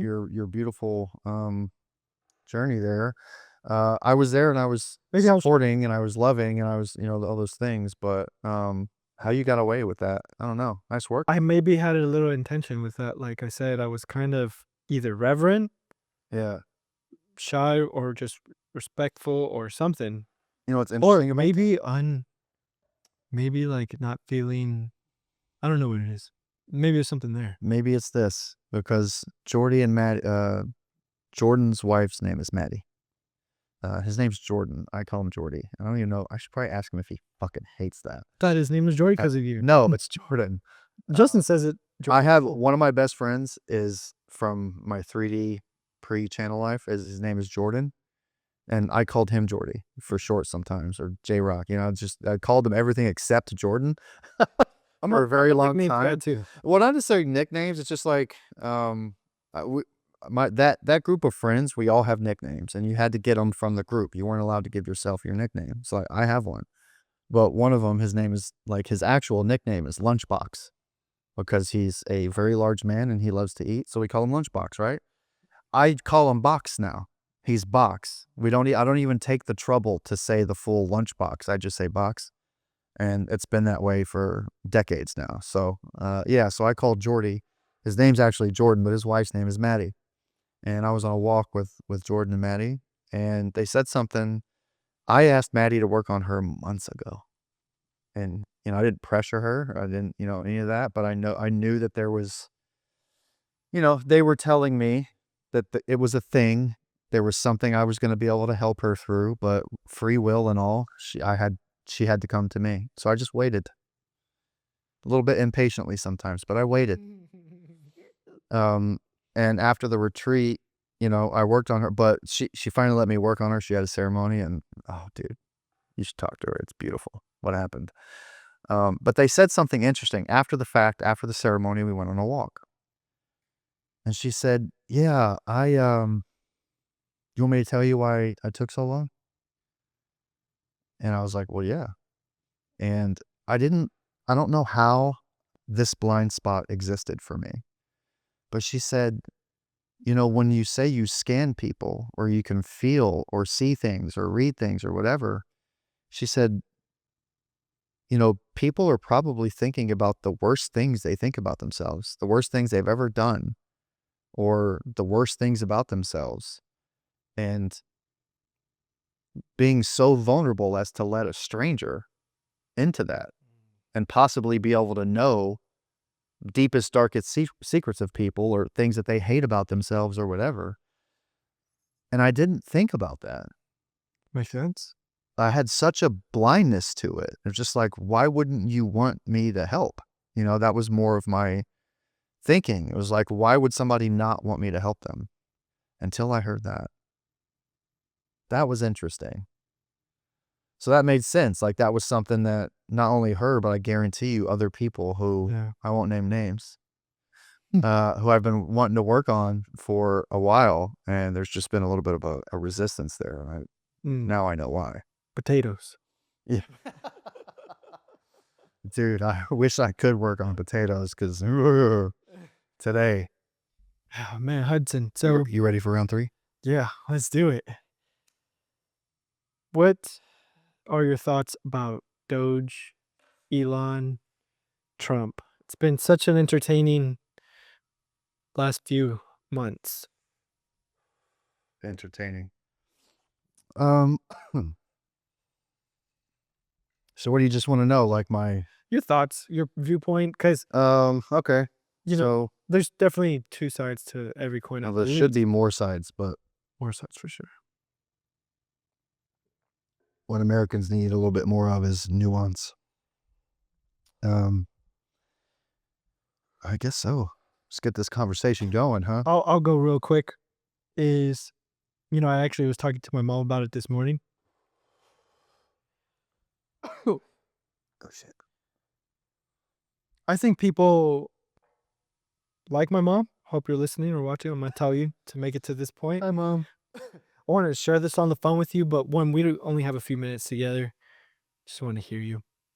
But what I think about politics in general is number one, you definitely have to synthesize everything for yourself.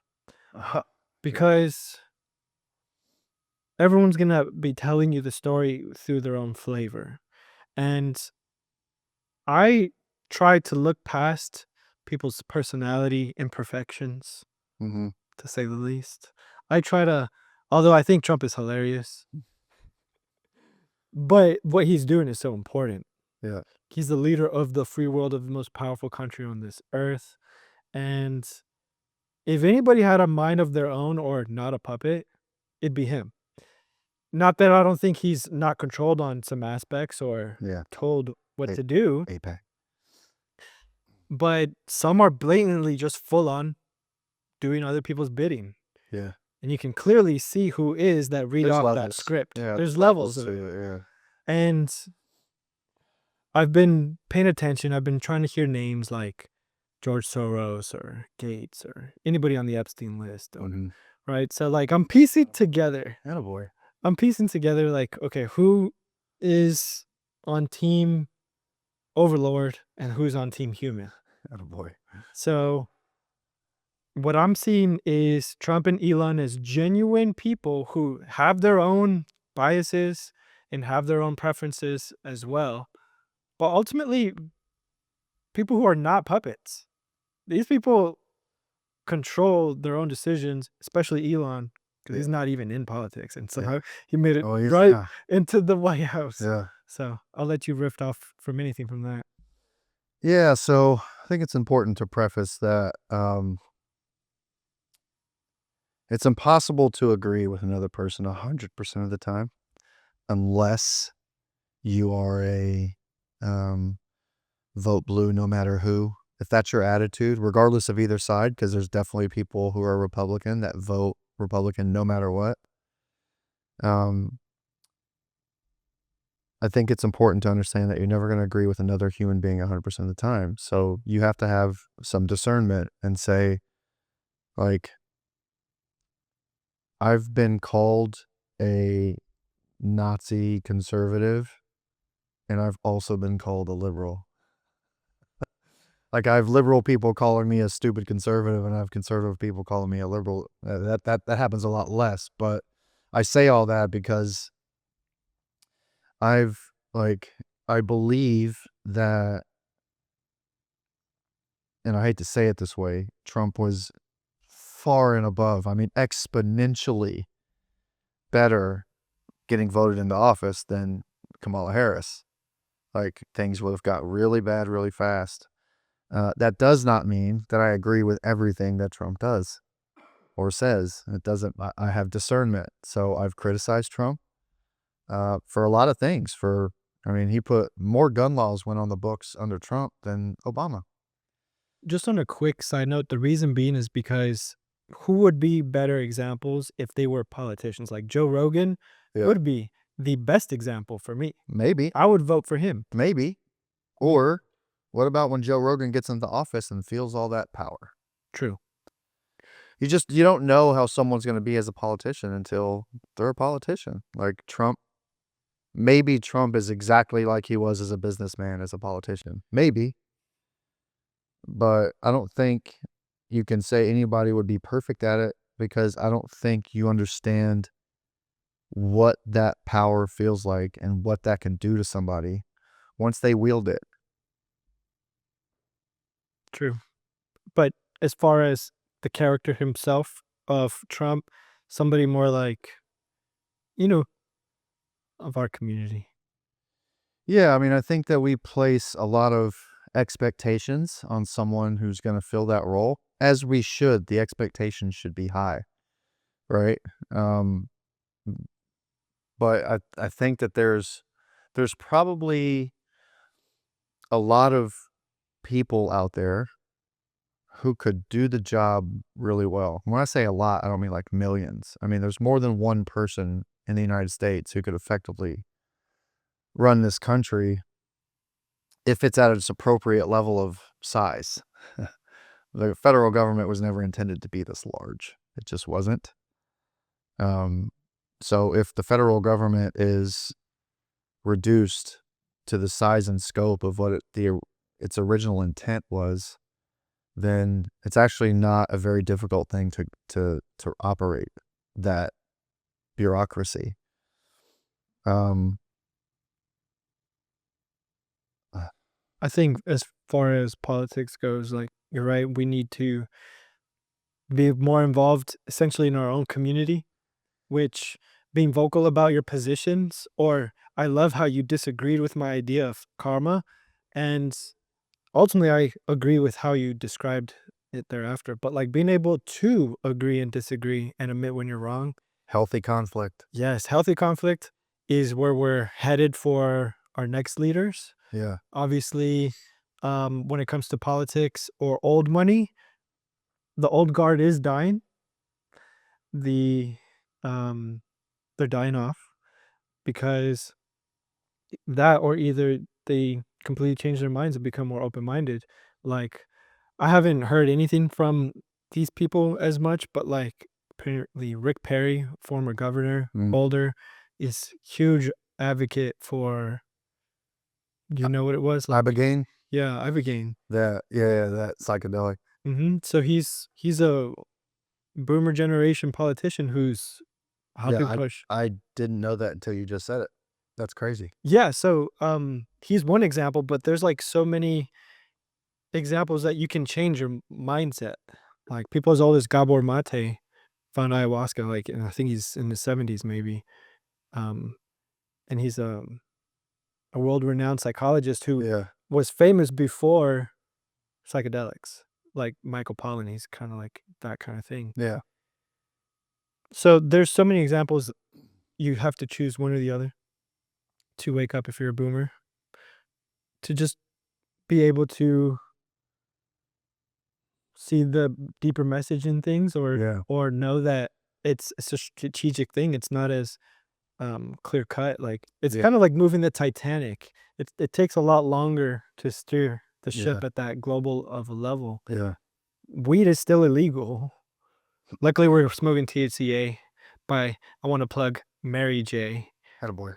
My girlfriend works at that dispensary, and it's it's as if you would imagine a Plug. art gallery look like by a creative feminine artist. They have like a whole section on just Hello Kitty stuff. Yeah.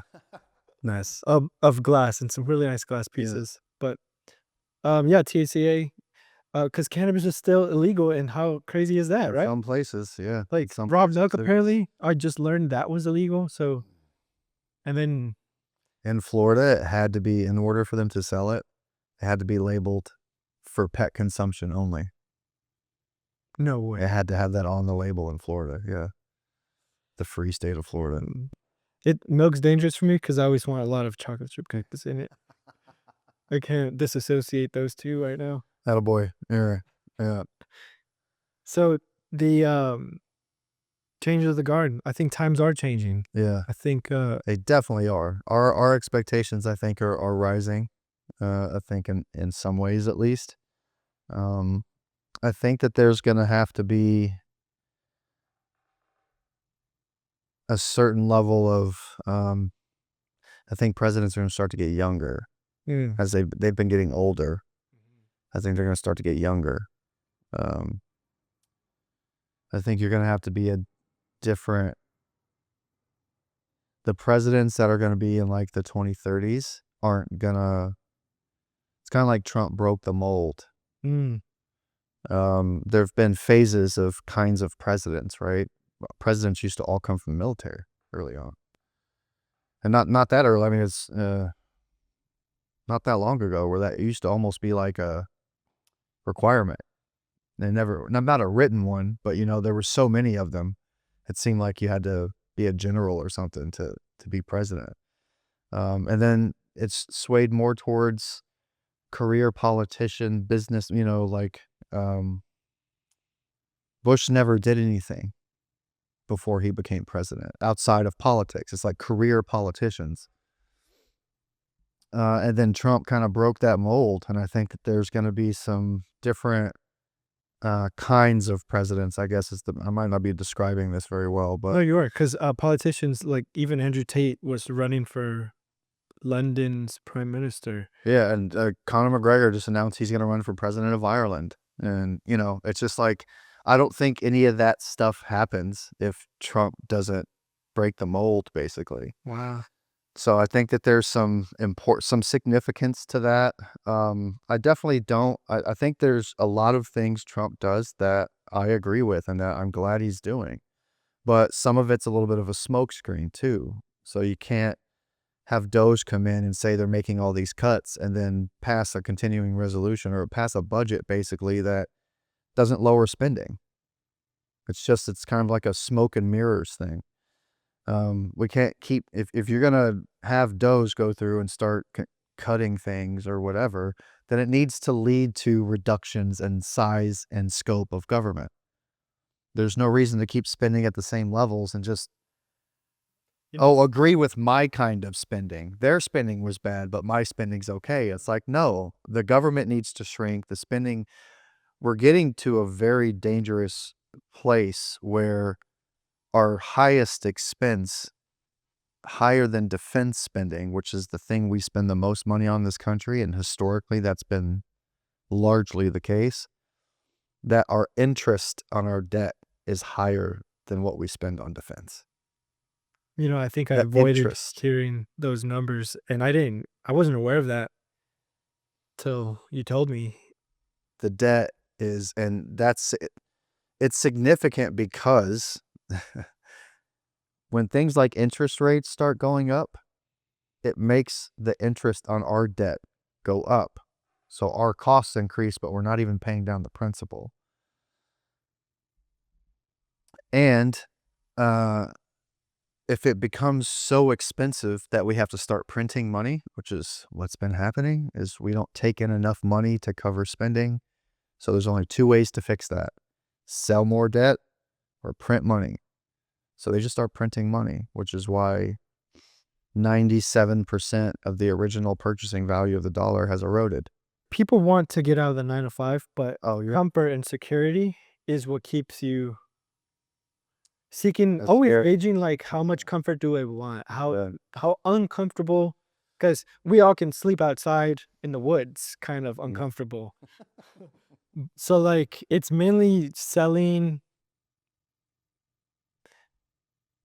it's just landing the plane. Yeah, I think there's a mature way to go about the phasing out of something old and phasing in of something new. It doesn't, I mean, can you go nuts and just be like, you know what? I quit everything. I quit everything. Like, can you go nuts and do that? Absolutely. And would that instill some urgency in you? Probably. But again, if we're coming from a place of lack or what have you, and what I've had to kind of come to terms with and understand that, like, this job will be my way out of this job, Yeah. and there's a Oh, way for perfect, me yes. to approach this stepping into enlightenment without it completely wrecking my person's existence. There's a mature way to handle it. There's a way to, like I said, phase out as you phase in. Um, and I think I want to try to enjoy this part. Yeah. Like, I want to enjoy this time. I want to enjoy this part. And I'm not overly passionate about what I do, but I like it. Most people dread going to work in the morning. I don't. There's some days maybe, but generally speaking, I don't dread going to work. It's actually fun doing what I do. It's very challenging. It's mentally engaging for my person. Like, it's interesting, um, frustrating sometimes, and all those other fun emotions that most people get at their jobs. But uh, it's not something where, like, every day I wake up, I'm just like, oh, I gotta go to work. I think that would make it more difficult. So, but it's not. Right now, I'm in a great place. And But I'm also I'm pretty sure you're here too. It's like I'm at a wonderful place. Things are great. I'm at peace, but I can't wait to not have to work here anymore. And that's probably not gonna be this year, you know? It's probably gonna be next year unless I win the lottery or something. Um, and I'm just, being patient. One of my person's weakest points has been patience his entire life. And so something that Justin says to me a lot. He says it to all of his clients is like, don't get caught up in the path. It doesn't have to look a certain way. Like, I know what I want my life to be when I wake up in the morning. I know, you know, I want to be on a big piece of land with a nice homestead and have a ranch and animals and a family and a beach house somewhere. So I can have the mountains when I want. I can have the beach when I want. Heck yeah. Um, and I think that that's a not just attainable, it's in my sights, right? Like, that's not just some, like, crazy lofty goal I have. Um, but once all this came, all this other stuff started happening, and it's like, um, I no longer felt any urgency to make any of it happen. I came to this understanding that, like, the different things I went through and the parts of my life I've been in and, like, where I was as a person, ultimately, like, I wasn't ready for the kind of, like, divine union that I'm ready for now. I wasn't ready for that until weeks ago.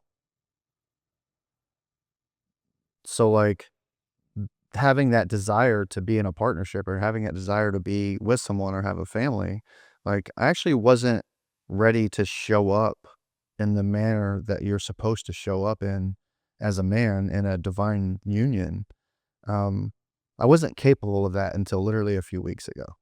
So, um, as far as like urgency or needing my life to look a certain way, like, I know how this is all going to turn out. I know what's coming. I know what's going to happen. And it's so much more peaceful, not getting too wrapped up into what March 21st, 2025 looks like. I'm actually curious. It's almost like going to the movies. I'm genuinely curious how all this is gonna play out because I know the end state. I know what's happening. I know, What's the end state? all those things I just told you, they're all coming. They're all coming. Now, did my person have some urgency? Like, "Oh, you're old, like, we need to start," having those kinds of thoughts? Yeah, absolutely. Thankfully, all that's kinda gone now, and it's like I said, it's like going to the movies. Like, it's gonna be a fun little game to watch how all this plays out. It's gonna be interesting. I love that. What you said was perfect too. Like my job is helping me get out of my job. Yeah, Seeing things as in the way, seeing everything as on the way, not in the way. And I like that. also I came up with that I need to, whenever I'm feeling a little just caught up in the solving crossword puzzles, is essentially what, and work is. You're Yeah, solving puzzles. You're just yeah, the game.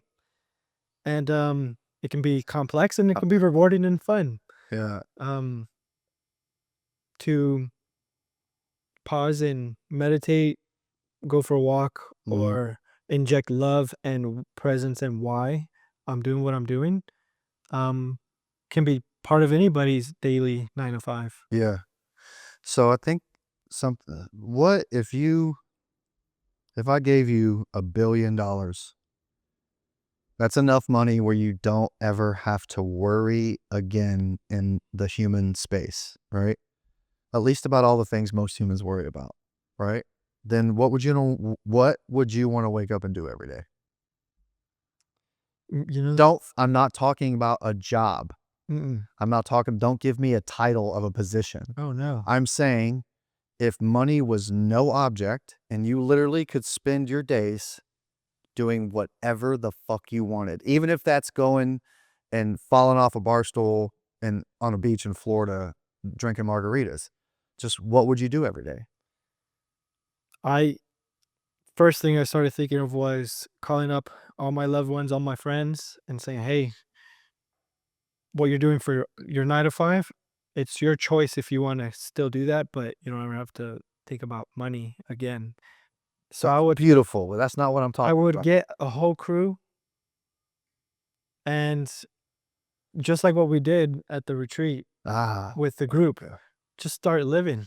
yeah, I would explore every almost I have, like, a whole list of activities and hobbies me and too. interests, Yeah, I even wrote them down because I wanted to give attention to all of them. Yeah. I would do so much art, so much music. There's just so much life to live. I can go on for a while for the things that I would love to do. So you would create. I'd create, I'd play, I'd enjoy, I'd laugh, I'd make love, I'll So do it all. do that. Listen, man, there's not a ton of genuine creators out there, like genuine, authentic creators. And when we were, I don't remember if this was on camera or off camera, we were talking about like the news and stuff, and like the how you had to be careful and have discernment, and be careful about being led one way or the other. Dang it, help me. Where were we? About doing what you love, creating. Yes. So like you're a creator and you can do that. You literally can. Thank you.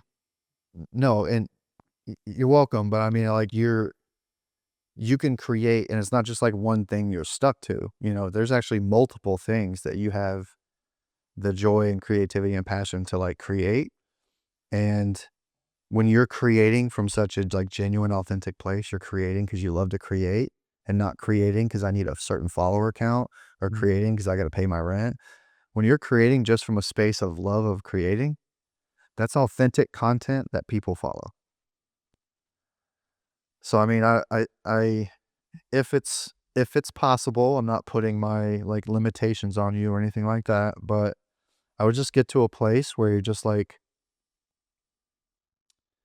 I love creating. What can I create? And then document that.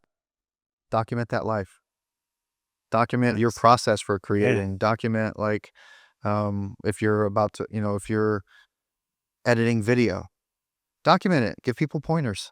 Mm. I don't know, just create stuff, and I think you'll find a nice flow, and people are genuinely attracted to authenticity, whether it be what they follow on social media, the people they're around.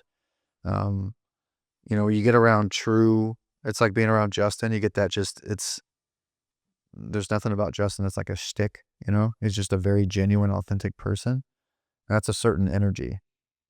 And that authenticity will only come out if you're creating. There's not anything else you could do where that authenticity is going to come out, because you're going to be coming from a place of scarcity, fear, lack, whatever you want to call it. But when you're just doing what you love, when I said money's no object, you just create, create, create, create. And just go do it, bro. And money won't be an object. It's beautiful. I love that. Matthew from the retreat was telling us a story about this person who kept giving and giving and giving, and like he just kept listening to God and doing, and he never set out to be famous or to be just successful, but he created some meditation center, and I don't know if you know anything about the story. I'm gonna butcher it, but It's okay. all this guy, he made a movement and it impacted so many people's life simply by only obeying his highest, most truest self. Yeah.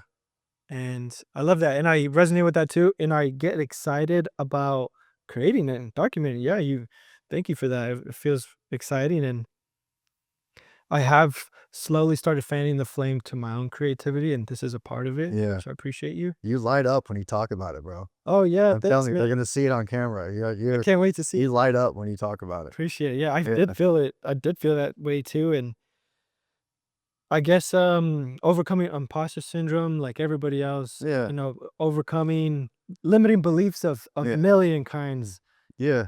and resistance too. Like if you've ever read this book called The War of Art, Mm-mm. he calls creating art as overcoming resistance. And it I has love that. many faces. For example, people would rather clean out their whole closet, spring clean, before doing the art that they know that they're supposed to be making. Yeah. They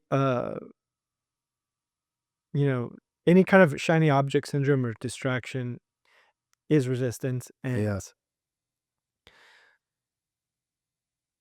I've been fanning the flame, doing the thing, and it feels good. And gonna come out with a newsletter that I finally finished of our retreat. Actually, it's got a few pictures. Dude, heck So I need your email address. yeah. I need your email. So I'm actually playing with yesterday I spent like 5 hours on just having fun with email marketing and just like learning about all these Attaboy. CRMs and things. And I had fun with it because I really resonate and vibe with what you're saying. Like I'm enjoying this phase and this part of where I'm at in my life. Like Yeah, it's about the and it won't feel like work.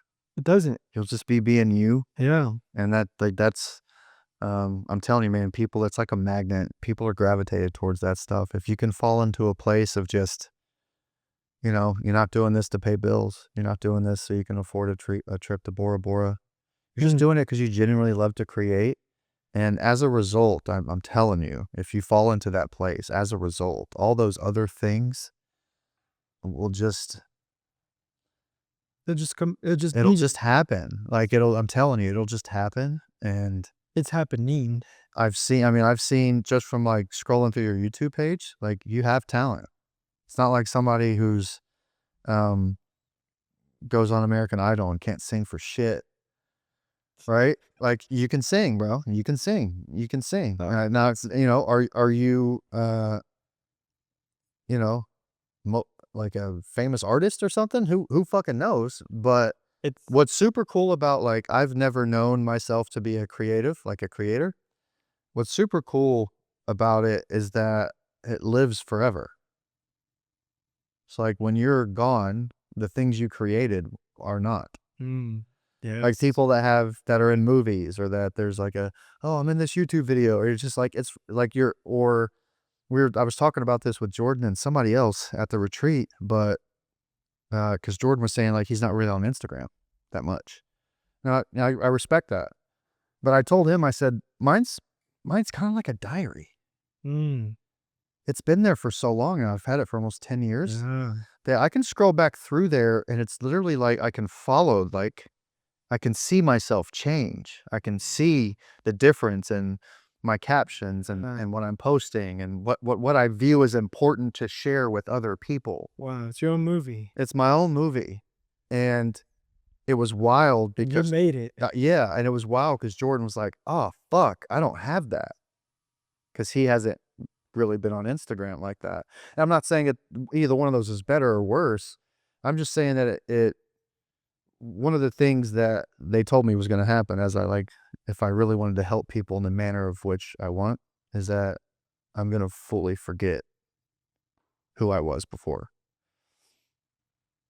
And so, like, that part of it for me is, like, interesting.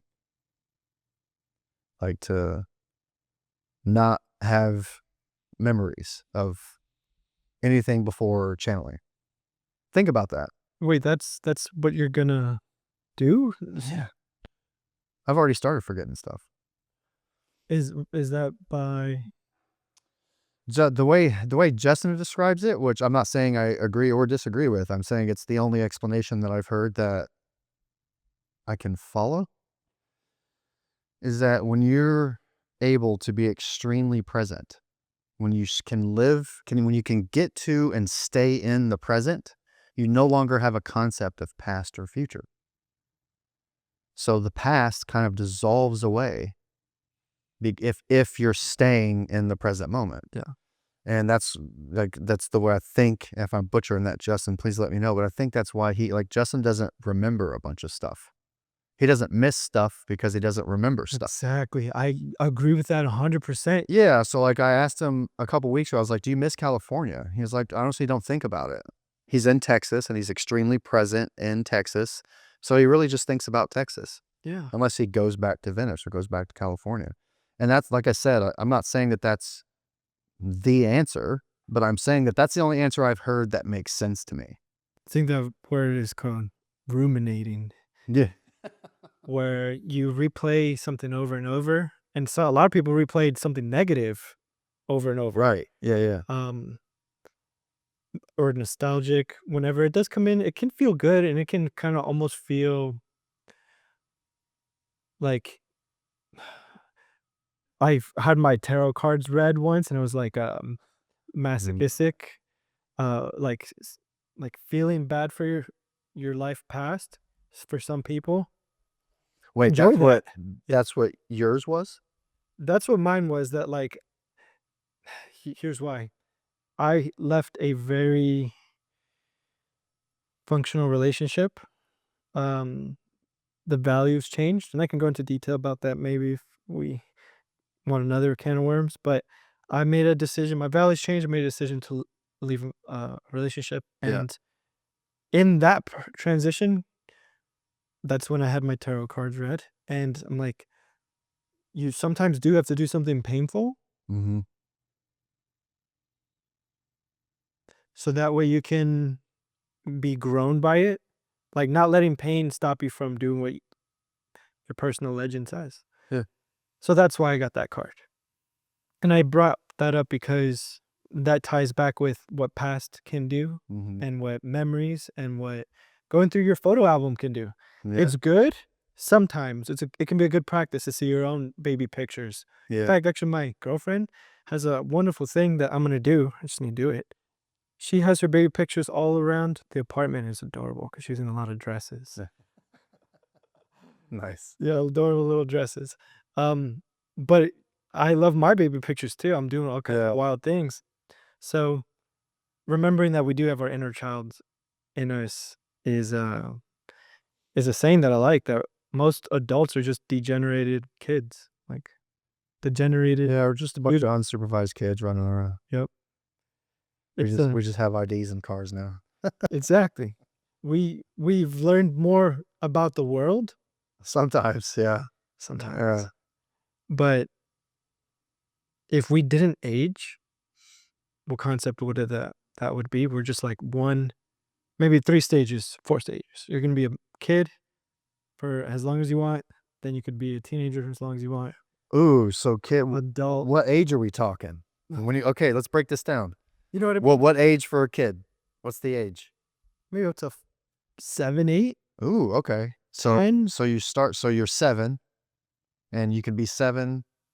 You start at 7 and you can be 7 as long as you want. Who knows? For some people, 4 year 4, 5, 6, maybe 1 year might be better than the other. Well, but 'Cause what's the so what you said kid, teenager, adult, yeah, right? I would say so. And you can be each for as long as you want, but just that one age. In a stage.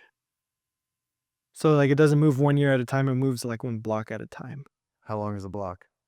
Let's go with 8 10 years. 8 8 years? to 10 Okay. years So block. 7, 15, 23, straight to 31. Oh, golly. Interesting, huh?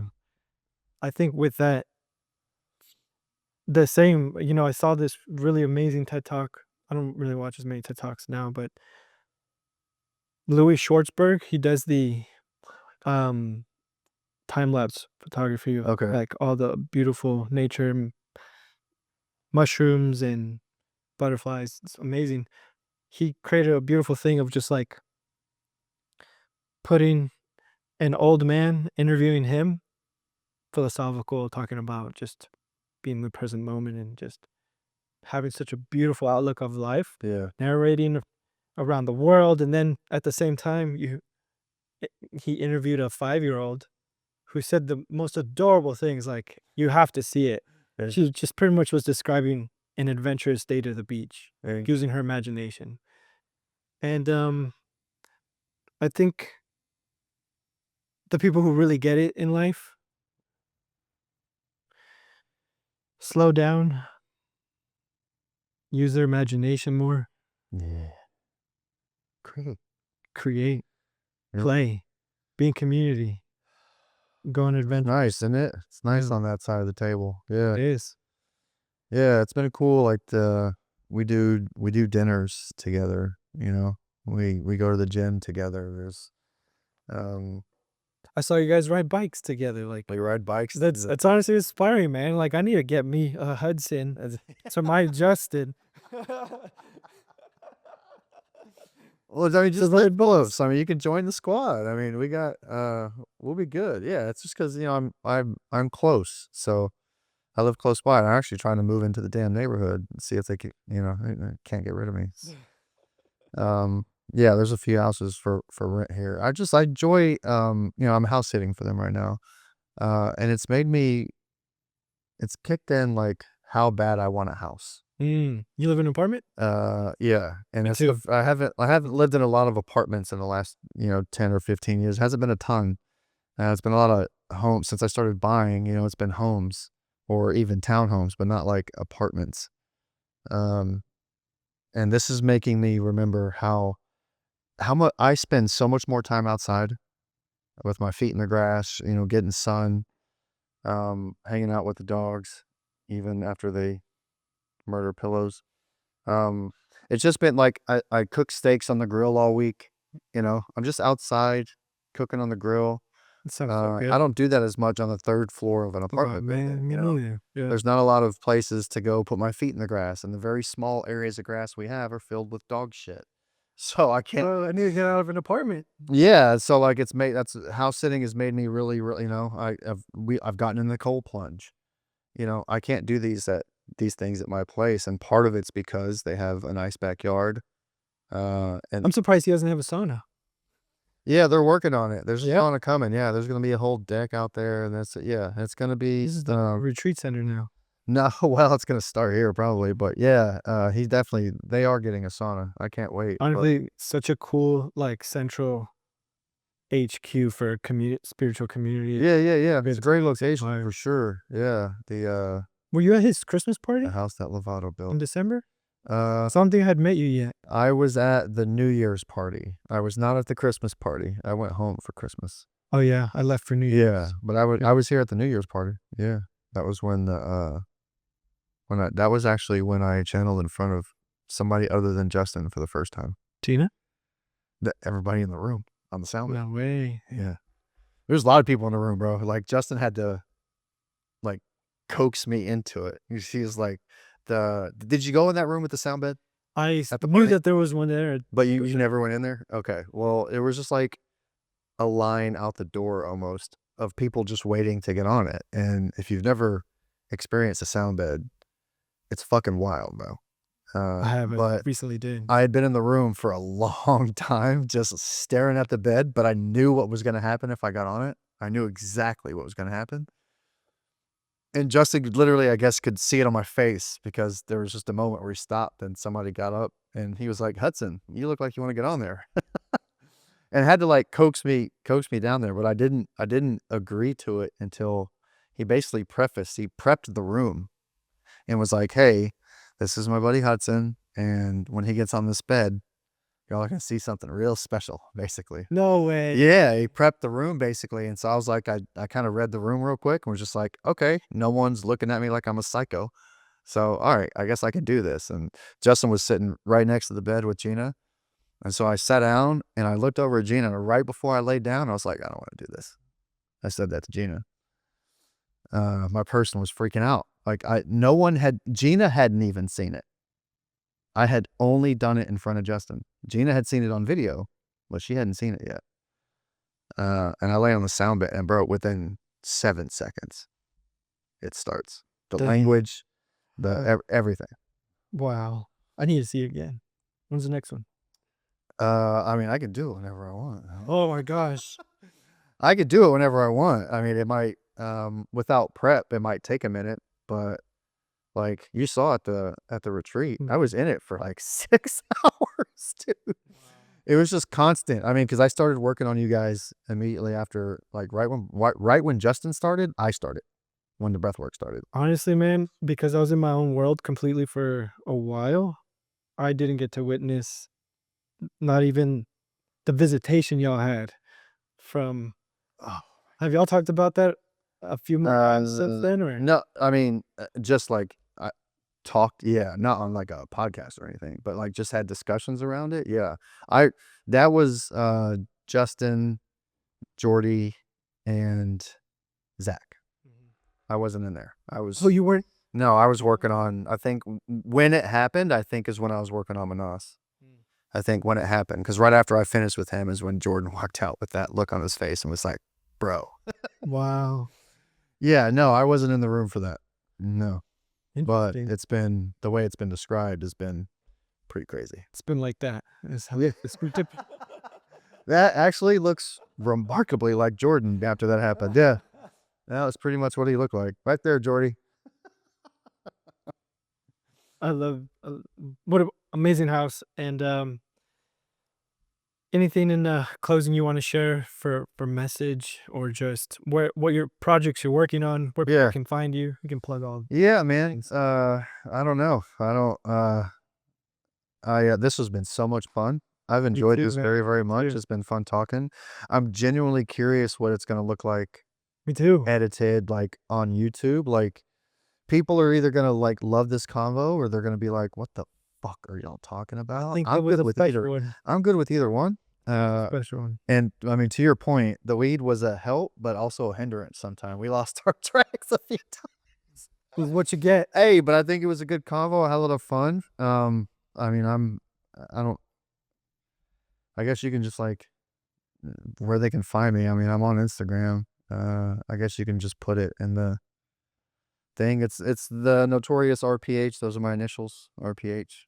Um, yeah, and I'm looking forward to um getting to bring more of what I bring to others. I'm very excited for more people to experience it and see it. The two things that I've been told are the primary goal, I guess, is love but for for people to experience and for me to spread like love. Um, but the other piece of it is for people to believe again, Mm. and that it's you can't. I don't think you could possibly experience like I had so many guys after the retreat tell me that they got their faith back because of artwork. Mm. So like that's the belief, allowing people to believe and opening up that space through experiences. You can't possibly have one of these experiences. You haven't felt it yet because I haven't put my hands on you, but you can't possibly. Maybe we'll do a follow up whenever that does happen. Yeah, man, we can set something up for sure. That's actually I feel kind of bad. But I hear you on the resistance and um if it was meant to happen, then it would have. So Yeah. it'll happen when you're ready, and if you're ready, then let's do it. But I'm just really excited to. I think Nirvana is starting to shape up the way we want it, and um, I'm excited.